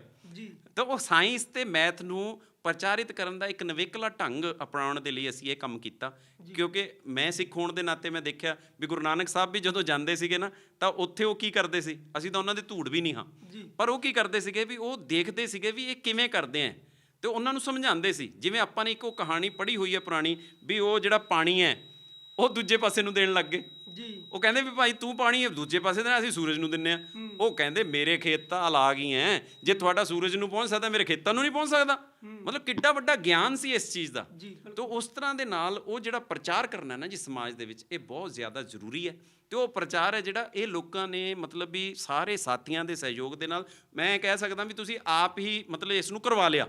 ਅਤੇ ਮੇਰੇ ਗਾਈਡ ਜਿਹੜੇ ਸੰਤ ਗਿਆਨੀ ਮੋਹਨ ਸਿੰਘ ਜੀ ਹੋਏ, ਉਹਨਾਂ ਨੇ ਮੈਨੂੰ ਗਾਈਡ ਕੀਤਾ ਵੀ ਇਹ ਜਿਹੜਾ ਕੰਮ ਹੈ ਤੂੰ ਮੈਨੂੰ ਦਿਖਾ ਪਹਿਲਾਂ। ਜਦੋਂ ਉਹਨਾਂ ਨੇ ਇਹ ਕੰਮ ਨੂੰ ਦੇਖਿਆ ਕਹਿੰਦੇ ਠੀਕ ਹੈ ਇਹ ਕਰੀ ਚੱਲ। ਅਤੇ ਜਦੋਂ ਇਸ ਗੱਲ ਦੀ ਹੋਰ ਹੱਲਾਸ਼ੇਰੀ ਮਿਲ ਗਈ ਮੈਨੂੰ ਵੀ ਹਾਂ ਵੀ ਇਹ ਠੀਕ ਦਿਸ਼ਾ 'ਚ ਜਾ ਰਹੇ ਹਾਂ, ਤਾਂ ਉਹ ਕੰਮ ਜਿਹੜਾ ਹੋਰ ਪ੍ਰਚਾਰਿਤ। ਲੇਕਿਨ ਉਹਨਾਂ ਦੀ ਇੱਕ ਖਾਸੀਅਤ ਸੀ ਮੇਰੇ ਗਾਈਡ ਦੀ ਵੀ ਉਹਨਾਂ ਨੇ ਕਦੇ ਇਹ ਨਹੀਂ ਕਿਹਾ ਵੀ ਤੂੰ ਮੇਰੇ ਤੋਂ ਸਿੱਖਣਾ ਹੈ। ਉਹ ਕਹਿੰਦੇ ਵੀ ਕਿਸੇ ਦੇ ਕੋਲ ਕੁਛ ਨਹੀਂ ਹੈ, ਤੁਸੀਂ ਜਿਹੜੇ ਧਰਮ 'ਚ ਤੁਹਾਡਾ ਜਨਮ ਹੋਇਆ ਉਸ ਧਰਮ ਨੂੰ ਮੰਨੋ। ਤੁਸੀਂ ਗੁਰੂ ਗ੍ਰੰਥ ਸਾਹਿਬ ਜੀ ਅੱਗੇ ਜਾ ਕੇ ਮੱਥਾ ਟੇਕਦੇ ਹਾਂ ਆਪਾਂ ਸਾਰੇ, ਉਹਨਾਂ ਤੋਂ ਅਰਦਾਸ ਕਰੋ, ਉਹਨਾਂ ਤੋਂ ਲਓ ਜੋ ਕੁਛ ਲੈਣਾ। ਅਤੇ ਮੈਂ ਜਦੋਂ ਪੜ੍ਹਦਾ ਨਾ ਜੀ ਫਿਰ ਗੁਰੂ ਗ੍ਰੰਥ ਸਾਹਿਬ ਜੀ ਮਹਾਰਾਜ, ਤਾਂ ਫਿਰ ਮਤਲਬ ਵਾਕਈ ਕਮਾਲ ਦੀਆਂ ਗੱਲਾਂ ਹੁੰਦੀਆਂ ਜਦੋਂ ਲਿਖਿਆ ਹੋਇਆ ਅਰਬਦ ਨਰਬਦ ਧੁੰਦੂ ਕਾਰਾ ਰਹਿਣ ਨਾ ਪਾਵੇ ਗਗਨ ਅਪਾਰਾ, ਵੀ ਸੁਣਨੇ ਸੁਣ ਸਮਾਏ ਦਾ ਵੀ ਇਹ ਤਾਂ ਪਹਿਲਾਂ ਸੁਣਨੀ ਲੱਖ ਲੱਖਾ ਪਤਾਲ ਉੜਕ ਭਾਲਤ ਕੇ ਵੇਦ ਕਹਿਣ ਇੱਕ ਬਾਤ ਆ। ਇਹ ਹੈ ਜੀ ਪਾਤਾਲਾ ਪਾਤਾਲ ਲੱਖ ਆਗਾਸਾ ਆਗਾਸ ਔੜਕ ਔੜਕ ਭਾਲਤ ਕੇ ਵੇਦ ਕਹਿਣ ਇੱਕ ਬਾਤ। ਮਤਲਬ ਪਵਨ ਗੁਰੂ ਪਾਣੀ ਪਿਤਾ ਮਾਤਾ ਧਰਤ ਮਹੱਤ। ਮਤਲਬ ਉਹ ਕੀ ਕਹਿੰਦੇ ਭਗਤ ਪੀਪਾ ਜੀ ਲਿਖਦੇ ਆ ਜੋ ਬ੍ਰਹਮੰਡੇ ਸੋਈ ਪਿੰਡੇ ਜੋ ਖੋਜੈ ਸੋ ਪਾਵੈ। ਤੇ ਮਤਲਬ ਇਸ ਤੋਂ ਵੱਡੀ ਸਾਇੰਸ ਕੀ ਹੈ? ਸਾਇੰਸ ਵੀ ਇਹ ਕਹਿੰਦੀ ਵੀ ਜੋ ਖੋਜ ਕਰੂਗਾ ਉਹਨੂੰ ਪ੍ਰਾਪਤ ਹੋਊਗਾ। ਤੇ ਗੁਰਬਾਣੀ ਕੀ ਕਹਿ ਰਹੀ ਹੈ? ਜੋ ਬ੍ਰਹਮੰਡੇ ਸੋਈ ਪਿੰਡੇ, ਵੀ ਜੋ ਇਸ ਯੂਨੀਵਰਸ ਦੇ ਵਿੱਚ ਹੈ ਉਹੀ ਸਾਡੇ ਪਿੰਡ ਸਾਡੇ ਸਰੀਰ 'ਚ ਹੈ। ਉਹ ਕਹਿੰਦੇ ਜੀ ਲੋਹਾ ਘਟ ਗਿਆ ਸਰੀਰ 'ਚ, ਕਹਿੰਦੇ ਮੈਗਨੀਸ਼ੀਅਮ ਘਟ ਗਿਆ ਜੀ, ਆਹ ਚੀਜ਼ ਘਟ ਗਈ, ਤਾਂ ਉਹ ਜੋ ਕੁਛ ਸਾਡੇ ਸਰੀਰ ਦੇ ਵਿੱਚ ਹੈ ਉਹੀ ਸਾਡੇ ਬ੍ਰਹਿਮੰਡ ਦੇ ਵਿੱਚ ਹੈ। ਤੋ ਲੇਕਿਨ ਮਿਲੇਗਾ ਕਿਸ ਨੂੰ? ਜੋ ਖੋਜੈ ਸੋ ਪਾਵੈ, ਜੋ ਖੋਜ ਕਰੇਗਾ ਉਸ ਨੂੰ ਪ੍ਰਾਪਤ ਹੋਵੇਗਾ। ਤੋ ਇਸ ਕਰਕੇ ਸਾਨੂੰ ਇਹ ਸਮਝਣਾ ਪਊਗਾ ਕਿ ਅੱਜ ਦੇ ਯੁੱਗ ਦੇ ਵਿੱਚ ਜੇਕਰ ਅਸੀਂ ਕੁਛ ਕਰਨਾ ਚਾਹੁੰਦੇ ਹਾਂ ਤਾਂ ਉਸ ਦੇ ਲਈ ਸਾਨੂੰ ਆਧਾਰ ਬਣਾਉਣਾ ਪਊਗਾ। ਉਸ ਆਧਾਰ ਨੂੰ ਅਸੀਂ ਕਿਸ ਤਰ੍ਹਾਂ ਦੇ ਨਾਲ ਫਿਰ ਮਜ਼ਬੂਤ ਕਰੀਏ, ਉਸ ਮਜ਼ਬੂਤੀ ਦੇ ਉੱਤੇ ਫਿਰ ਜਿੰਨੀਆਂ ਮਰਜ਼ੀ ਮੰਜ਼ਿਲਾਂ ਬਣਾ ਲਈ। ਤੋ ਇਸ ਕਰਕੇ ਇੱਕ ਅਧਿਆਪਕ ਦੇ ਲਈ ਉਹਦਾ ਵਿਦਿਆਰਥੀ ਸਾਰਾ ਕੁਝ ਹੋਇਆ ਕਰਦਾ, ਔਰ ਜੇ ਉਹਦਾ ਵਿਦਿਆਰਥੀ ਆਧਾਰ ਤੋਂ ਚੱਲ ਪਿਆ ਤਾਂ ਉਹ ਅਧਿਆਪਕ ਕਾਮਯਾਬ ਹੈ। ਬੜੇ ਸੌਖੇ ਤਰੀਕੇ ਦੇ ਨਾਲ ਟੀਚਰ ਜਸਵਿੰਦਰ ਸਿੰਘ ਹੋਣਾ ਨੇ ਸਮਝਾਈਆਂ ਨੇ। ਪ੍ਰੈਕਟੀਕਲ ਤੌਰ 'ਤੇ ਜੇਕਰ ਸਕੂਲਾਂ ਦੇ ਵਿੱਚ ਹੈ, ਇਹਨਾਂ ਨੇ ਕਿਹਾ ਕਿ ਪ੍ਰੈਕਟੀਕਲ ਜਿਹੜਾ ਵੱਧ ਤੋਂ ਵੱਧ ਹੋਣੇ ਚਾਹੀਦੇ। ਥਿਊਰੀ ਦੇ ਨਾਲ ਪ੍ਰੈਕਟੀਕਲ ਜਿਹੜਾ ਵੱਡੀ ਪੱਧਰ 'ਤੇ ਸਕੂਲਾਂ ਦੇ ਵਿੱਚ ਹੋਣਾ ਚਾਹੀਦਾ। ਤਾਂ ਜਸਵਿੰਦਰ ਸਿੰਘ ਦਾ ਨਾਂ ਵੱਡਾ ਪੰਜਾਬ ਦੇ ਵਿੱਚ ਵੱਖੋ ਵੱਖਰੀ ਸਕੂਲਾਂ ਦੇ ਵਿੱਚ ਵੀ ਜਾਂਦੇ ਨੇ, ਪ੍ਰੈਕਟੀਕਲ ਕਰਕੇ ਬੱਚਿਆਂ ਨੂੰ ਦੱਸਦੇ ਨੇ, ਦਿਖਾਉਂਦੇ ਨੇ। ਅਤੇ ਪ੍ਰੈਕਟੀਕਲ ਦੇ ਨਾਲ ਆ ਜਿਹੜਾ ਥਿਊਰੀ ਦੇ ਨਾਲ ਆ ਪ੍ਰੈਕਟੀਕਲ ਦੇ ਨਾਲ ਜਿਹੜਾ ਦੁੱਗਣਾ ਅਸਰ ਆ ਉਹ ਬੱਚੇ ਦੇ ਦਿਮਾਗ 'ਤੇ ਅਤੇ ਬੱਚੇ ਦੇ ਆਉਣ ਵਾਲੇ ਭਵਿੱਖ 'ਤੇ ਪੈਂਦਾ ਅਤੇ ਲਾਗੂ ਵੀ ਕਰਨਾ ਪੈਣਾ। ਆਉਣ ਵਾਲਾ ਸਮਾਂ ਜਿਹੜਾ ਸਮੇਂ ਦੀ ਨਿਜਾਤ ਕੀ ਕਹਿੰਦੀ ਹੈ ਕਿ ਸਾਨੂੰ ਜਿਹੜੀਆਂ ਚੀਜ਼ਾਂ ਦੱਸੀਆਂ ਨੇ ਟੀਚਰ ਸਾਹਿਬਾਨ ਨੇ, ਜਸਵਿੰਦਰ ਸਿੰਘ ਹੋਣਾ ਨੇ, ਤਾਂ ਇਹ ਬਹੁਤੇ ਸਕੂਲਾਂ ਦੇ ਵਿੱਚ ਲਾਗੂ ਕਰਵਾਉਣੀਆਂ ਪੈਣਗੀਆਂ। ਪ੍ਰੈਕਟੀਕਲ ਵੱਡੀ ਪੱਧਰ 'ਤੇ ਹੋਣਾ ਚਾਹੀਦਾ। ਤਾਂ ਇੱਦਾਂ ਦੀਆਂ ਸਟੋਰੀਆਂ ਲੈ ਕੇ ਅਸੀਂ ਹਾਜ਼ਰ ਹੁੰਦੇ ਰਹਾਂਗੇ ਸਮੇਂ ਦੇ ਨਾਲ।